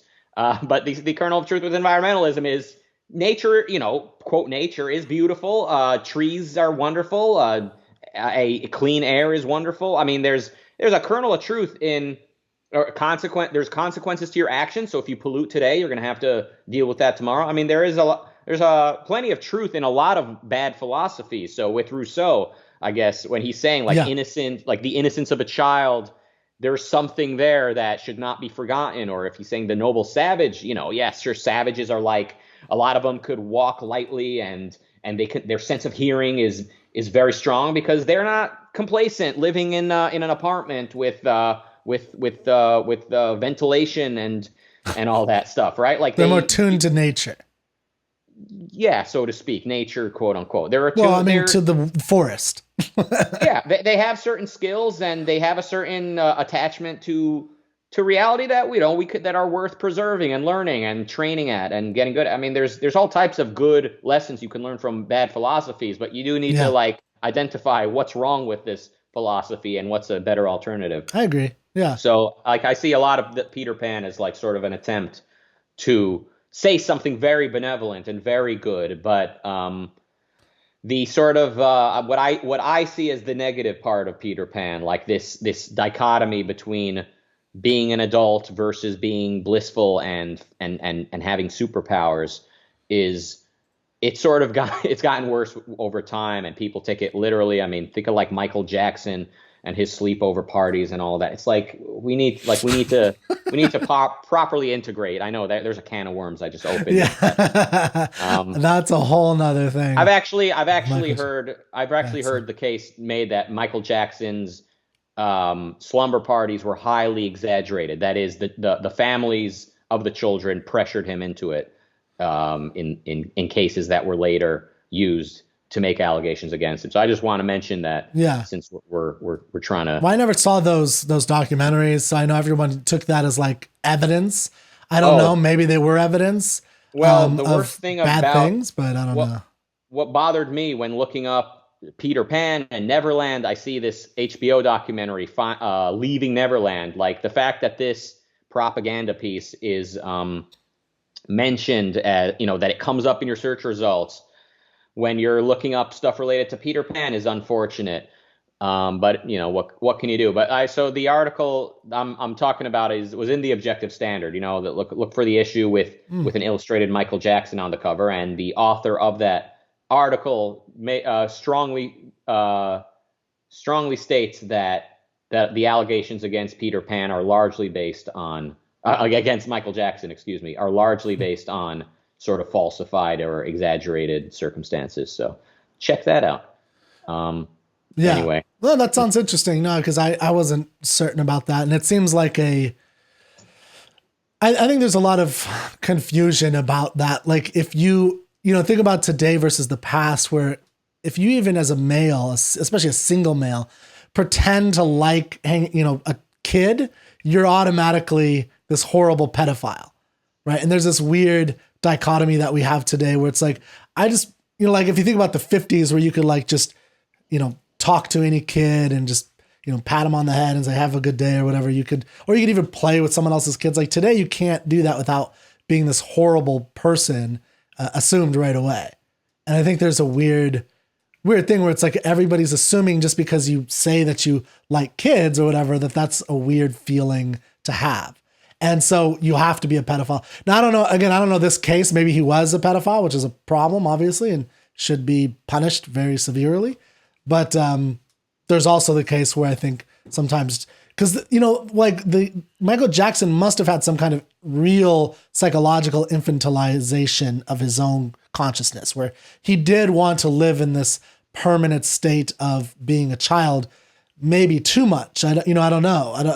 That might have been a problem. I don't know. I mean, yeah, to the extent he was not attuned with reality and not living by a rational philosophy, his quest for childhood would probably resulted in all types of problems, which is why he got more messed up as time passed and got to a point where he was getting injected with one thing in the morning and injected with something else to help him sleep, and ended up dying at age 50 or 51. Yeah, but I mean, but the fact in of itself that he used his fortune to build Neverland Ranch, and to have all these fun stuff and all that, I see no problem with that. As you can see, I've got an arcade cabinet behind me and various other things in the room. That's what I'm trying to say. Mm-hmm. It's like, like if you love kids, you want kids around you, that's not a bad thing. That's not a bad thing. But I think sometimes it's taken that way today. So it's like we have to protect kids. We have to revere them. They're fragile. They can't handle anything. That's one aspect of kids. And then the other one that I find really interesting about our approach to children today, in education in particular, in the education system, is there's a story about St. Peter called about his daughter Petronilla. And I don't know if you've ever heard this story, but it's basically Petronilla is his daughter. She is, through the powers of St. Peter, he keeps her basically close to death, deathly asleep all the time in order to preserve her from the horrors and the corruption of the world, right? From all the things that can happen in the real world. And preserving her virtue in that way. And that's one way to think about education, is that you can preserve a kid completely from any of the problems of the world. In our education system, we actually do the very opposite, where in geography class, they're worried about the problem of famine in the third, like that's what they're learning in geography class, right? They're learning about nuclear power plants exploding, and they're learning about global warming is going to kill us all. And they're worrying, think about a 9-year-old worrying about the problem of abortion in certain places, right? Or not having abortion and women's rights. And it's like, they're 9, 10, like these are kids. So it's like you have Petronilla on the one angle, completely preserved. You lock her in a tower and you don't let her or him experience the world at all. And then the reverse of that is that what I think of as the Greta Thunbergs, where they're worried and burdened with the worries of the world, as the opposite of that. And I don't know, like it's just such a weird, and maybe some of this comes because we think of kids as like this special entity that can't be corrupted or I don't know, like, that we look at it as they're not human in a sense. Like if you look at old paintings, like a couple hundred years ago, what's really interesting is most of the kids, like especially the boys, now girls were a little bit different, but we could talk about that, but the boys would be dressed as little men. They look like if it was a hunting picture of a family, the boy would have like a rifle and he would look like a little man, even if he was like 6, 7 years old, right? Versus now it's like they're little cherub fairies is how we kind of think of them. And that I think is a Rousseauian, William Blake, a lot of the romantic poets made that kind of distinction that goes into Peter Pan and continues to today. And so we have like this weird view of kids today. Well, the more, from what I know about progressive education in its early sort of stated mission, they said both of what you described. Let kids be them be unsupervised, basically. Let them express themselves and do whatever they want. But also the purpose of education is to socialize them. So we're not here to teach them how to think. We're here to basically tell them what to do and how to live and what to think. So I mean, we see both. We see, so you're just saying on one hand, we're seeing this, on the other hand, we're seeing that. I think it's maybe all part of the one same effort to not give kids the tools that they need and and then having them ready to mold and manipulate into being good little well-socialized soldiers for the Nile. The Nile? Is that what you would call it? The Nil? What do you mean the Nile? The Nil, like this, the zero, the Oh, the nihilism. nil. Yeah, The nil. Nil, yeah. Yeah, yeah. Soldiers of the Nil. And there's a good name for a band if any musicians are watching that. There you The go. name of a song, rather. Soldiers of Soldiers the of the Nil. Nil. Maybe a Yeah. band too. Is Soldiers of the Nil. That's a good. Yeah. Anyway, I there's a like lot it. of good band names A lot out. of good, there's always a lot that of good you can. bands. Always Yeah. good band name. Um, do So you want to talk about, or go ahead? Did I interrupt you? I know we still got Little Mermaid to cover as sort of a bonus book, but okay, go ahead. do you have time for that? Yeah, I've got time. I don't know if you were about to make another point. Well, yeah, I did want to make one. So I didn't know how much time you had, so I was gonna talk about. I did want to talk a little bit about education, but in terms of what we're talking, which building on what you're talking about, where part of what I think is good with what we should be aiming with a good education is learning how to have a self, like the techniques for understanding the self, which can come from, training the mind as an essential thing. And that will allow you to become the kind of adult that you were talking about at the beginning, who has kind of the best features of Peter Pan, but has made the decision in a certain realm and knows why they made that decision. Because I think part of what you're seeing and what you're, kind of attacking in Peter Pan and in Hook is that, these types of adults seem to do it because they're supposed to do it. It's a duty. And that's what Peter Pan is kind of fighting against, is that duty to be a lawyer, a plumber, a doctor, whatever, be a member of society, be a socialized entity that's like good to go in society. And he doesn't want that. He wants to be this imaginative creature that could just be anything and have fun and do, dream up something. And it's right there in his hand if he wants to dream it up. If he wants to fight and die and, to die is a great adventure, that's what he's, going to do. And so I just think that, part of our failing of kids, when I was talking about Greta Thunberg versus Petronilla, which I think are both a kind of failure, our failure of kids is not teaching them how to think so that they can assess their own, inner desires and then, decide on the path that they want. This is why we have 26-year-old university students who have been in school for 7 years and they still have an undeclared major, right? And that's like common or somewhat common. Like to some, it's an exaggeration, but it's partly common. And it's like, or why people will land on history or, even some humanity or, underwater weaving or whatever it is, or feminist theory. And they don't know what they're going to do with that. They just like, oh, these are kind of interesting. I have to make some decision. And we're failing. They're not selfish. Kids. They're not selfish. They're not enough. selfish. Like they need to. Well, it takes there needs work to be something to be selfish. Well, I mean, if there's something you have a passion for, and here you really want to see if you can recall your childhood to sort of see what it is that gets you going and excited. I mean, everyone needs something that like they just can't live without, that they're willing to really work in order to achieve. And when someone doesn't have that, and they're also being indoctrinated with all these fakakta. That's a word. Okay. All right. I never heard of that. Philosophical beliefs, then you're left with people that have no personal motivation outside of controlling. They don't even know how to do it. Yeah. We know that's a bad situation. Now, as you're talking, I was thinking Peter Pan left unsupervised and without his energy being cultivated and redirected towards a discipline of sorts, sort of ends up becoming Captain Hook, doesn't he? He ends up being this power-lusting man, sort of at war with reality, but haunted by the ticking clock and wanting to control other people, but also wanting good form. It's like I don't know. It sort of occurs to me that maybe it's no coincidence they're both on that island. Well, I think, like I said, I think Hook is the antipode. He is what Peter will become if he makes that choice to become an adult. No, right. Well, I'm saying we were talking about how like first the kids are unsupervised, like they're taught just express yourself however you want. Then they're basically told what to do, and they're socialized, and then you see generations emerging of rebellious, angry teenagers and young adults who are burning stuff down. They're nihilistic, and that's how I kind of see Captain Hook in a way. I don't know about burning stuff down, but yeah, like recklessly vengeful and looking to conquer and wanting to control other people. That's a big that's a big thing that comes to mind with like the Comper Chico's essay and all of that.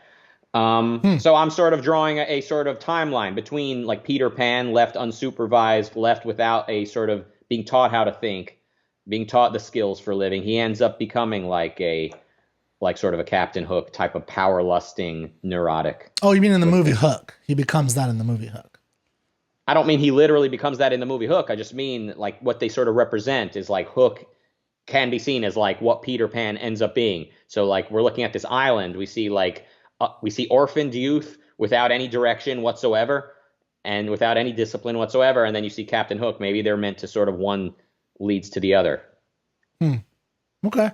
Yeah. I mean, okay. Yeah. I mean, I think, I don't know how that's different than what I'm saying, I guess, because I'm saying that they are antipodes to each other. So that's what Peter would become if he made that choice, which I don't think he does. I'm saying in he the becomes, book. Not in the book, but he's a child in the book. I'm saying, well, he's the only child. He's the only one all children but him grow. That's the whole point of it. Look, I mean, you have to suspend what you know about how time works in order to, live in that universe of Peter Pan. But in reality, children like Peter Pan, who they've got all the energy and all the youthful spirit, but no direction and no thinking skills and all of that. Perhaps this is sort of analogous to progressive education. First they're told be a kid and express yourself with no actual focus, and what you end up seeing is vindictive and power lusting pirates when they get older. That's sort of I think people become cynical when they get older because they're idealistic as kids, and then those ideals, in terms of whether it's progressive, leftist, communist, socialist ideals, and then those things don't pan out when they get older and they don't happen. And then they say, well, that's because everyone's horrible and humans are, incapable of any kind of, idealism. So they become the pirate because of cynicism, essentially, because their ideals as the Greta Thunberg, when she's 35 and realizes her life has been wasted, which it will be, which is the tragedy of Greta Thunberg, is, and her parents are letting that happen, and they're evil for doing that to her. I think truly evil. And she's going to be 35 and she'll probably get super cynical, and she'll probably get really angry and mad and hateful. Or she'll have like a revelation. So there is free will. So maybe she'll read some Ayn Rand and she'll learn that there's something wrong with the theory.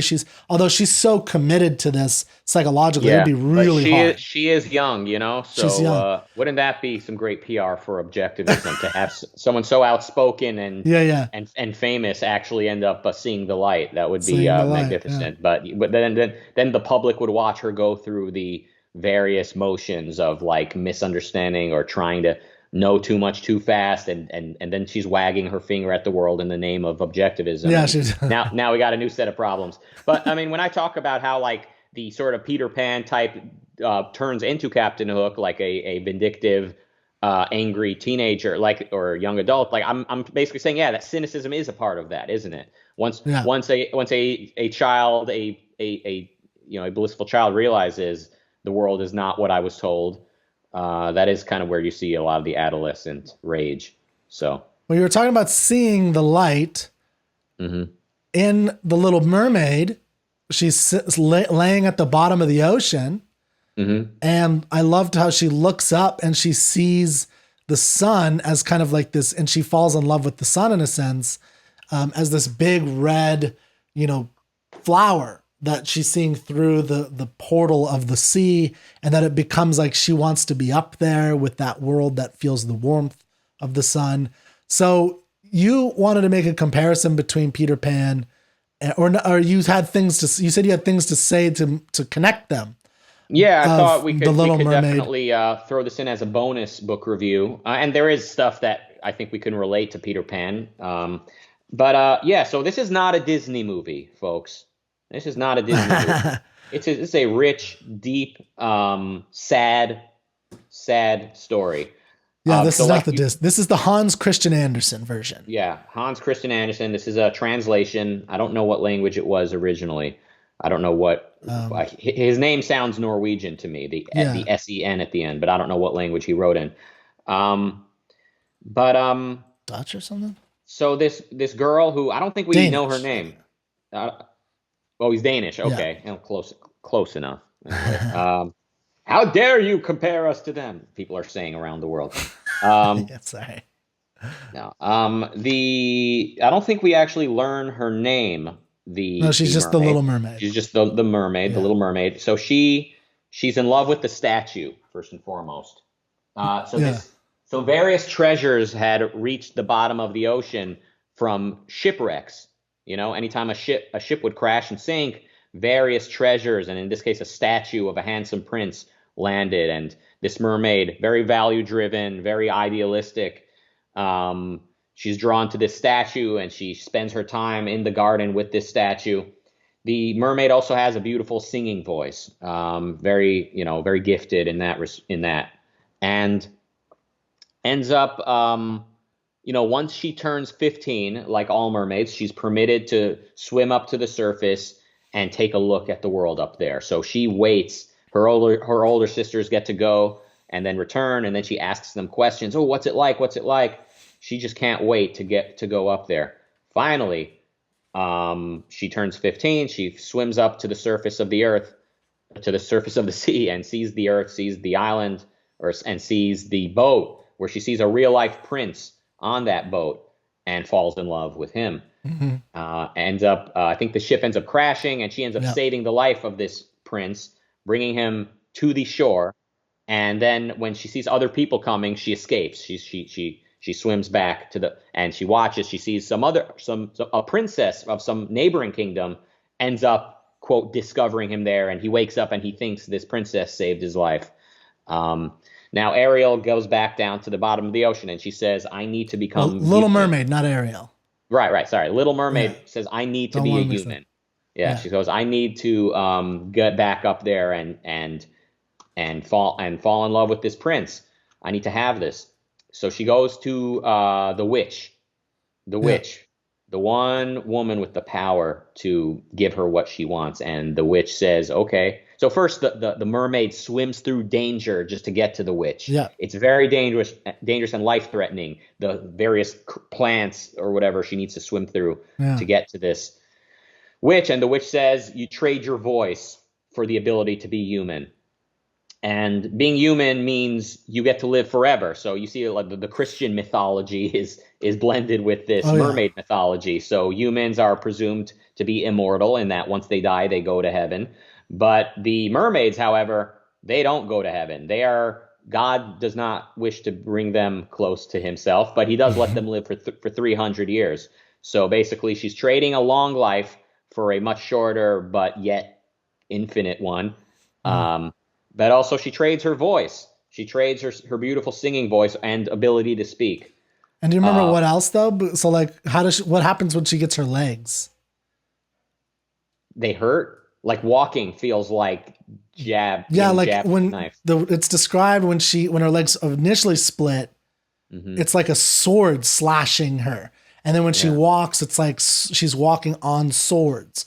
So it's very brutal, and her feet when they're climbing, she's climbing with the prince at one point, and her feet are bloody, right? Because it's just so painful, and she's not used to walking, I think is the reason, but yeah, I'm just saying there's a lot of pain, like real pain involved. So I didn't mean to interrupt, but there's just so much pain. And I wanted to stress in this version, it's not like the Disney version where it's very innocent, of course. Like this is a fairy tale and kids would have, read this. This is for kids, but it was so brutal.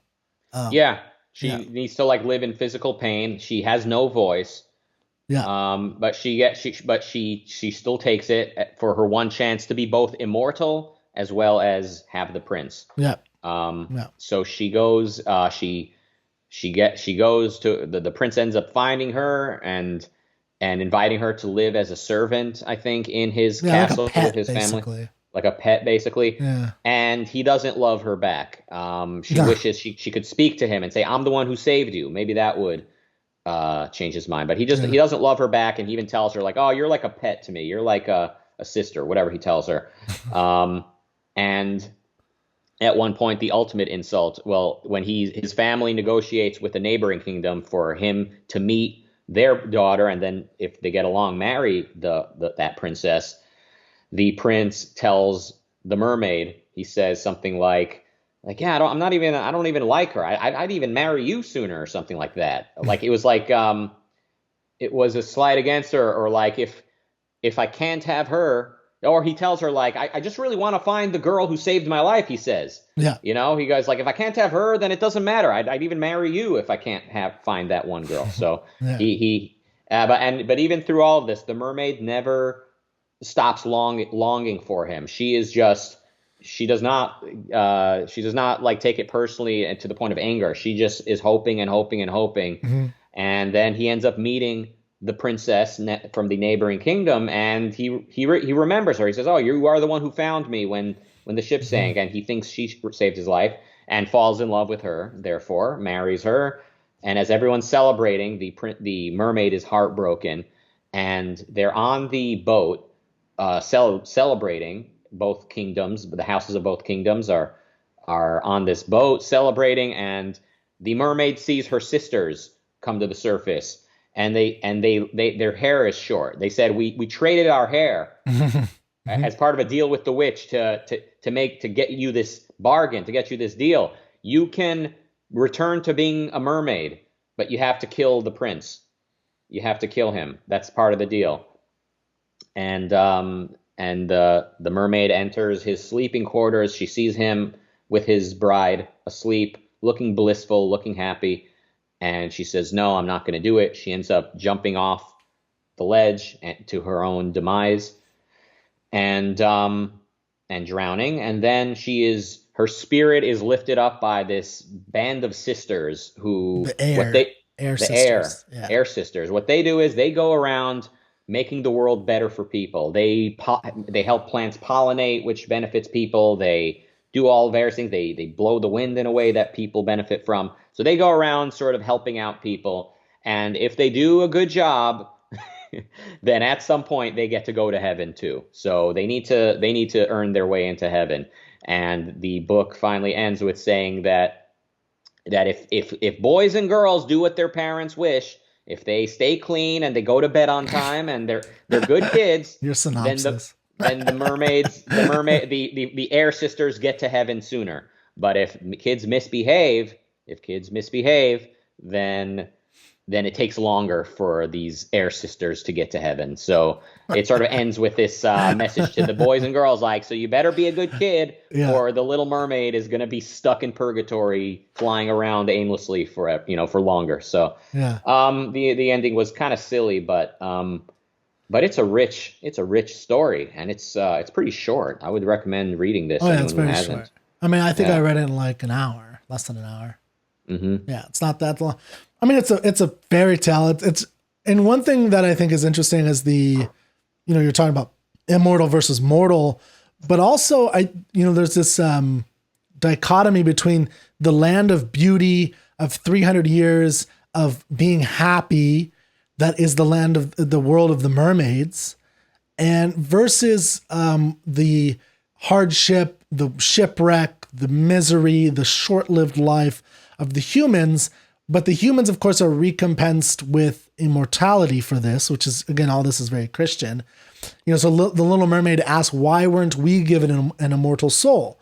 I would gladly give up my 300 years if I could be a human being only for a day and later share in that heavenly realm.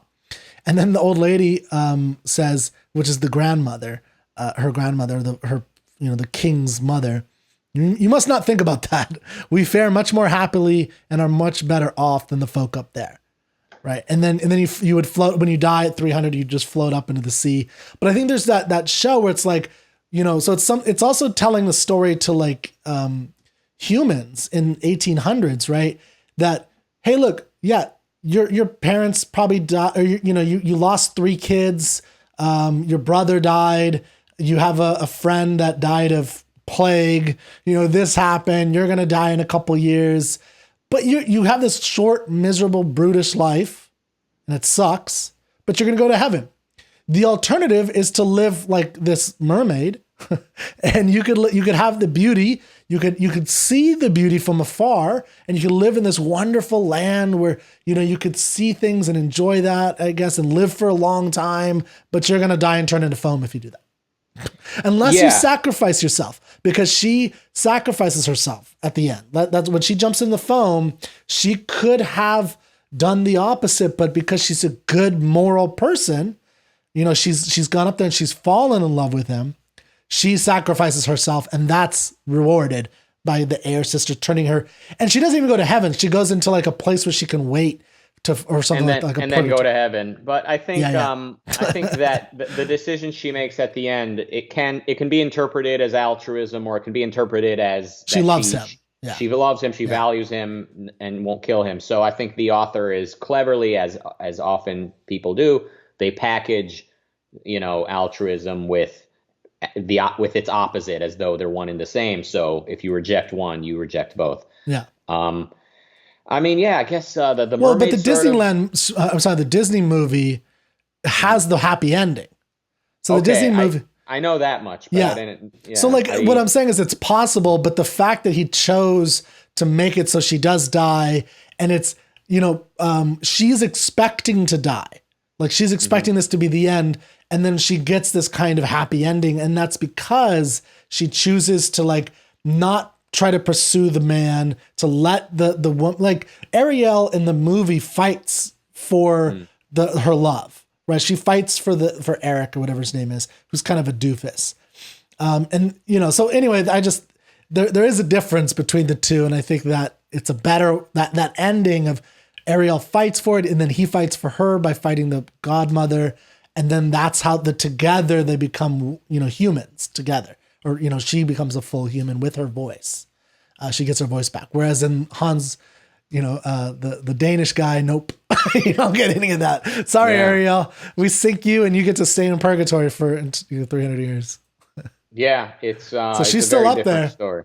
Mm-hmm. So it is nonetheless a story about value pursuit, about, somebody who wants something and is willing to fight for it, to suffer for it, and ultimately not to attain it, but would rather go that route than just, stay with the life that she was handed. I guess the mermaids sort of like represent like earthly life in a way, ironically, because they're not on Earth, or they're closer. They're on Earth, but just they've got also water surrounding them. But they're like pagan gods almost, other than the fact that they're mortal, but they live longer. They spend their time singing. They have no obligation to God. They won't get to heaven either, but they have no contract with God whatsoever. They're celebrating, they're eating, they're singing. And this one mermaid has something that she wants, I guess. She wants to be human because of what it means to her. Like, so what is it she wants? What is it that a human prince can offer her that a fellow merman cannot?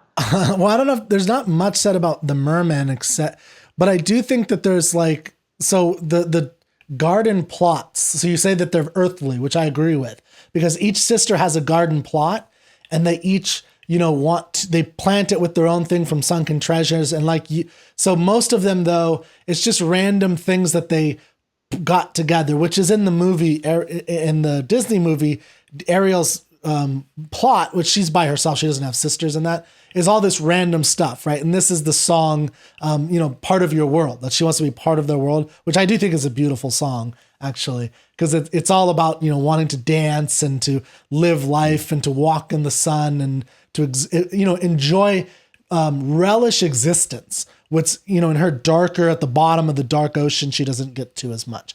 And in here, you kind of see that in what she loves is, you pointed out, the marble statue, and that becomes like a god to her. And the same thing with the big sun. So all her garden plot is the basically little, what was it? I'm trying to find it right here. Like she grew flowers which were as red as the sun itself. And then and then she has the statue in the center of that. That's it.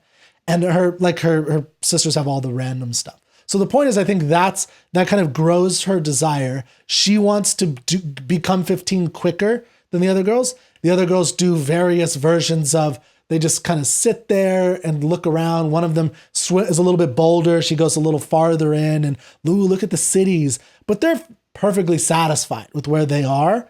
In fact, one of the darker elements that you didn't quite mention was that the sisters actually enjoyed in a weird sense the dead men that fell to the bottom, because they would sing, they were the sirens. They kind of talked like that, where they sing to the sailors, and then some of the sailors will crash, and then they'll come down, but they come down as dead men. They can't survive, obviously. And but Ariel, or the Little Mermaid's character, doesn't want that. Like, she starts to worry about that, and that's why she saves the prince, because there's even a moment when he crashes, and she's like, "Ooh, he'll be with me," and then she says, "Oh no, ooh, he will be dead." So then she brings him up. They go with the waves. They go there, and then she runs away. When the people come, and that's what you're talking about. But I think it's just what makes her different is she was like this, she's described as an unusual child, quiet and wistful. And part of it, I think, is, there does seem to be a connection between quiet, wistful children, even maybe the Peter Pan we're talking about, where there's like a desire for something, right? Their desire is more intense than other people. And for her, she has this desire that desire becomes it starts off as an imaginative for this, figure that isn't real, this marble figure, but then she sees him in real life, and then she wants him, right? She sees the prince when she's looking in his cabin. He's on his 16th birthday, and they're firing off fireworks to celebrate. And then she falls in love with him, and then she saves him and hopes that he saves her, or, loves her, but he doesn't, right? Because, it's not a happy ending in that sense. It's not happy at any stage of the story. It's unhappy. So it's just like, there's just sadness any way you look at it. And the sort of pursuit of values is sort of shown to be basically pointless in a way. Like, there's definitely a malevolence to this story, but it still depicts that passionate pursuit of something, or longing for something that, again, can be abstracted and applied in a way that's not negative, that's not futile. So it's maybe the sort of Christian streak that the author has is sort of informs the way he sees this sort of the failure of this mermaid's attempt to go out and get something. Yeah, to actually achieve it. But the flip side is that she does, work toward it. She does make sacrifices. She goes through the dark forest. She gives up her tongue. They actually cut it off. They don't describe the cutting, but they cut it off, her tongue off, right? And the witch doesn't lie to her. She doesn't deceive her. She says, "Look, this is what you want. This is what it's going to cost. You're going to have to give up your tongue. You're going to have to have a sword cut you. It'll feel like that. Now, what will you get in return? You're going to have the stress of her form. She's going to have fine form. She's going to be sexy, basically, beautiful body, but she's not going to have the voice. She's not going to have any of the things that might be seductive. And that it's in Christian's world, Hans Christian Andersen's world, is a failing formula, apparently, for love, at least. But again, so that's really like the last two paragraphs where that stuff happens. Most of the book is this beautiful underworld where she lives, or this resplendent with life underworld that is again, this 300 years, and then you turn into sea foam, which is what the humans see. And there's even a moment when the sisters, right, when she's in human form, Little Mermaid, she's looking over, and her sisters are there. And then the other men on the ship come, and then the sisters disappear and turn into sea foam. So it is, I think what Andersen is doing here is he's taking these myths that we know, and he's making it into this story about this mermaid who tried to become a human, but the cost was too big. In his sense, I think that's the Christian element, is she's not capable. But the nice thing about the story is her desire that being human, living among those things, and this is what the Disney movie I think does well, is like in the Part of Your World song, which you could watch on YouTube for free. She's looking at little she calls whatchamacalls it, and she's in love with all of the little gadgets. She says how can anything bad be in a world that has these things, right? And she's in love with all these things that she sees, mirrors, forks and spoons and candelabra and all these types of inventions. And that's part of the wondrous world above her. And, we could also think of this as like animal becoming man, right? And that this is, that transition and the desire for that. I think there's a lot of that in this story as well. Yeah. And there is something sort of a hard truth about life itself. When you're young and you're infatuated, you could easily say, I'll trade anything for one chance at this person that I'm infatuated with. And then you very quickly just kind of see it's just not happening. And maybe your infatuation is part of the reason it's not happening. Like it's a handicap. And so in a way, like Ariel, the Little Mermaid sort of learns this lesson. And one of the lessons you can actually abstract from this whole thing is that wanting to be a human could have its proper reasons, but your primary value cannot be the love of another person that you're not currently with yet. You need to have something that does not rely on another person's affection, right? So if the Little Mermaid had, let's say, fallen in love with the architecture of the city and said, I want to build my own version of that would be an interesting route to go. But it's there's a very, very much like this adolescent love component with sort of a childlike fascination, which again, someone could say, well, it teaches you the harsh lesson. Actually, Maddox did a video about about the Japanese cartoon movie based on the Hans Christian Andersen book, where Maddox talks about how much better that version is than the Disney version. But what he takes away is that because that's what life is. You don't always get what you want, and you are likely to fail and all that. I mean, yes, that is all true, but what point was I going to make? It's that here's the point. The point is that longing, that passion, that dedication to a value is not to be discarded. It just means this particular goal was not now. Let's say in the mermaid's case, the prince. Yeah. That wasn't it now, but the other things she could have wanted as a human could have been very feasible anyway. Yeah, I mean, I think you're right that there's she makes a childish leap to form, and I think that the emphasis on her form, right? So it's not her voice, and she has no reason in the story, of course, to love him other than his form, rather than he looks good. Like he's unconscious when she sees him. Now she does see that he seems kind of nice because he shakes people's hands or whatever, but she has no connection with him other than looking. So he's basically, this is the role of with art, you can, dream of the world in the future that you desire. And but you have to actually work to make that happen in real life. And, there was a Leonard Peikoff radio show years ago, obviously, where someone wrote in, and she was a single woman, I think in her 30s or something. And she was talking about why would she need to find a romantic sexual relationship, because she gets all her pleasures that she needs in her mind from paintings and art and things like that. And he said, no, because it's not real, right? And so you want the real. And I think the mistake that the Little Mermaid makes is that she falls in love purely with the form, and she doesn't know the real stuff yet. And she doesn't care about that. Mm-hmm. And she's willing to do all the sacrifices, not for the worthy prince, but for the unworthy prince.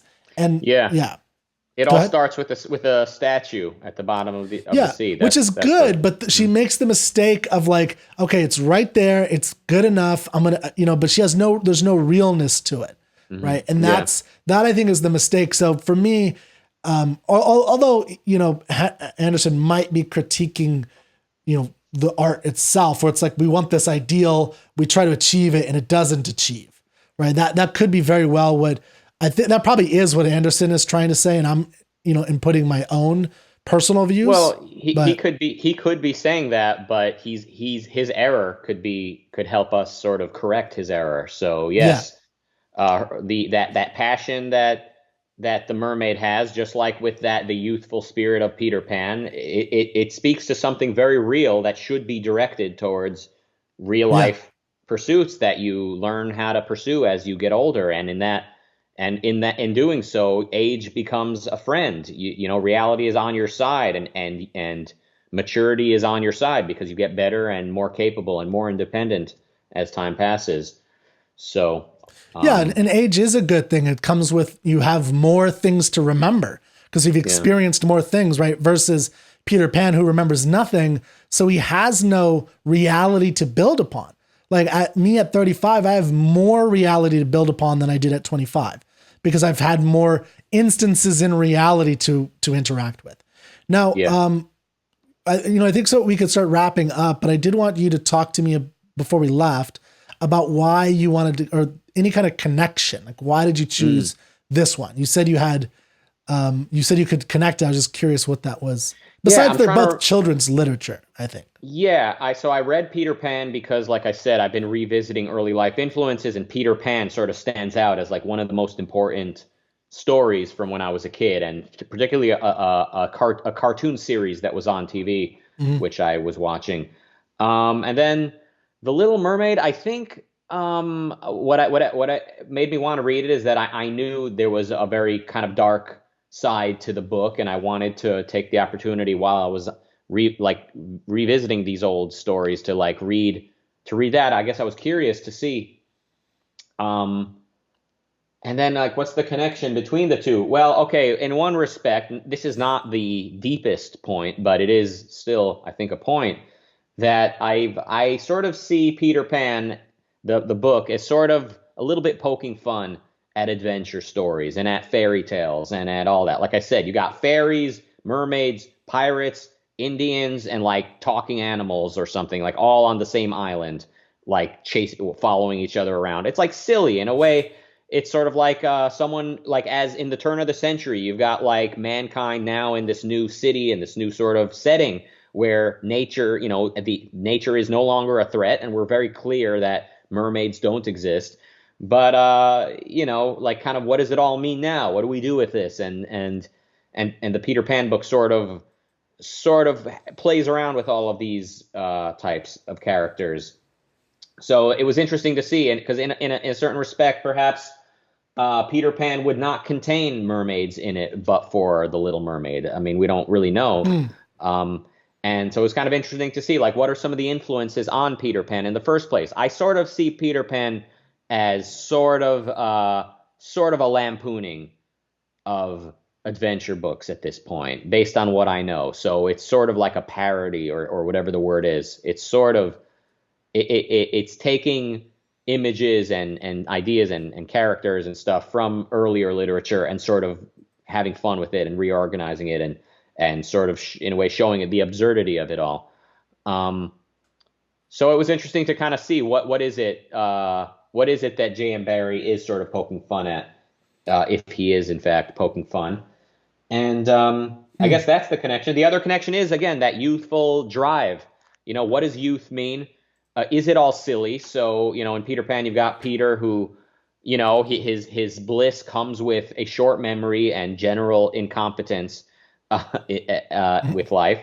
And when the kids do return to London and grow up, they become unhappy with with what life as an adult is like.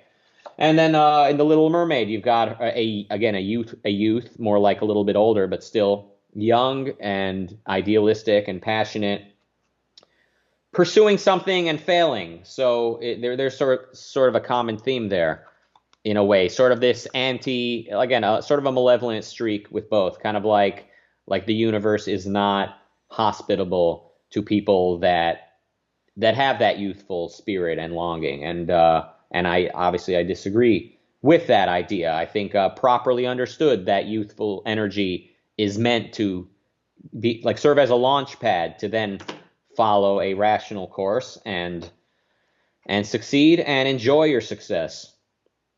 Hmm. Okay.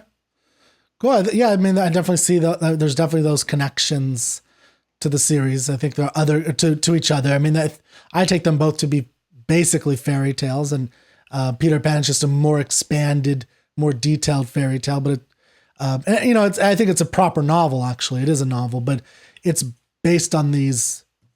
You know, it's all in the realm of these fairy tales. You know, the Grimm fairy tales, the Andersen fairy tales, and just, you know, going all the way back to Greek literature, and you know, the nymphs and the forest fairies and you know.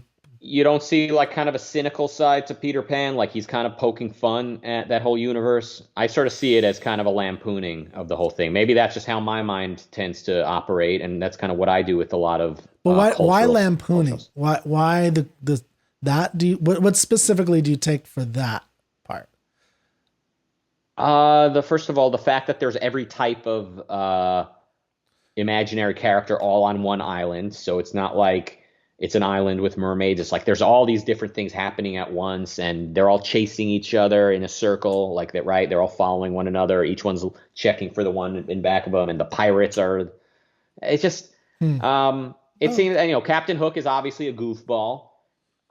So he's not this scary force to be reckoned with. He's this insecure, goofy pirate. It seems like, in a way, like the author is sort of poking fun at adventure stories. I don't know if as well as fairy tales.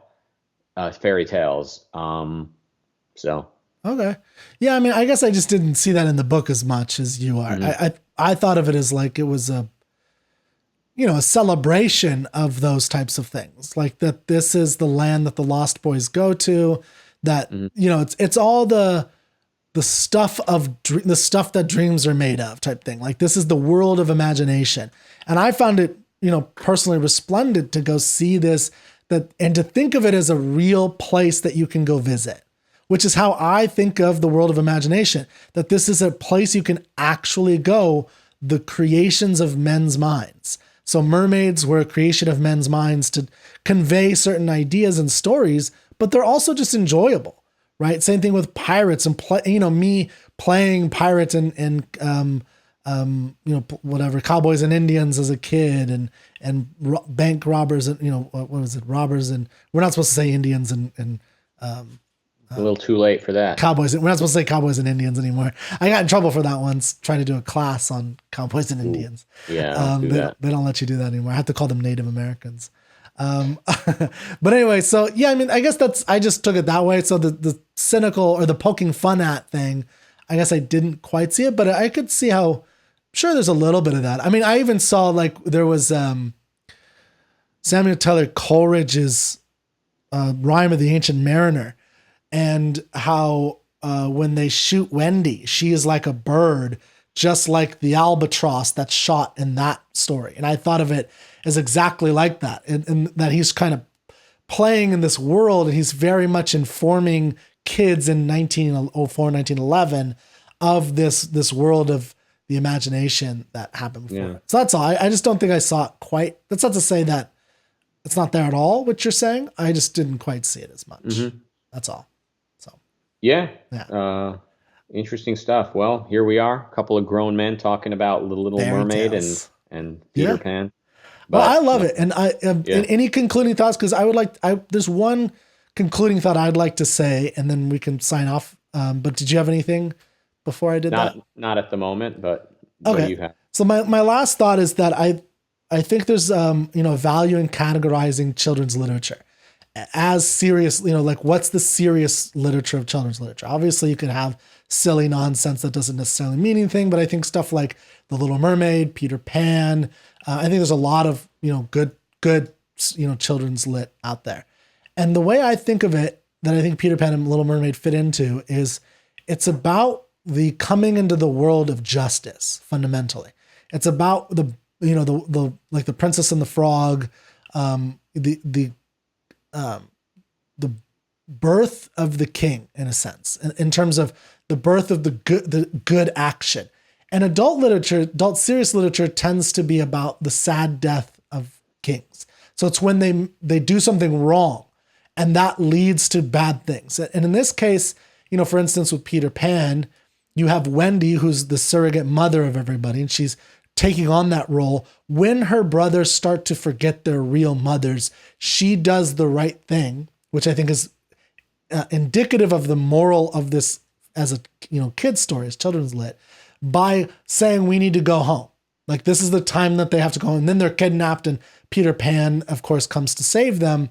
But I think it's that decision that's the climax, and that leads them to home and to having mothers, because J.M. Barrie, as you said at the very beginning, was interested, that was important to him. And I think the importance of having a mother, and that's kind of how I saw the coming into the world of justice. In Anderson, of course, it's a Christian justice. So the justice is when you do the right thing, you don't murder someone just because you didn't get what you wanted, which is, mating with the prince. You don't murder him, right? And you'll be rewarded for that. So that's how I wanted just to end with that. I think children's literature is very valuable, even for adults, because it can, one, we are indoctrinated with this stuff, and sometimes it's not right. And sometimes we have to question it, but it is embedded in us, just like you saw those stories. So it's really important, I think, as you get older, to analyze them and to think about them, to say, I don't agree with all of that. That's a problem.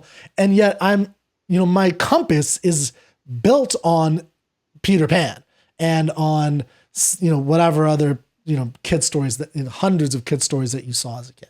So. Yeah. I mean, I'm reminded of Ayn Rand's essay about Buck Rogers, the spaceman, is it? I think so. Astronaut. And how important it is for when a child admires a character like that, not to shame him for it, but to help him abstract from that story, and so he can become his own version of Buck Rogers.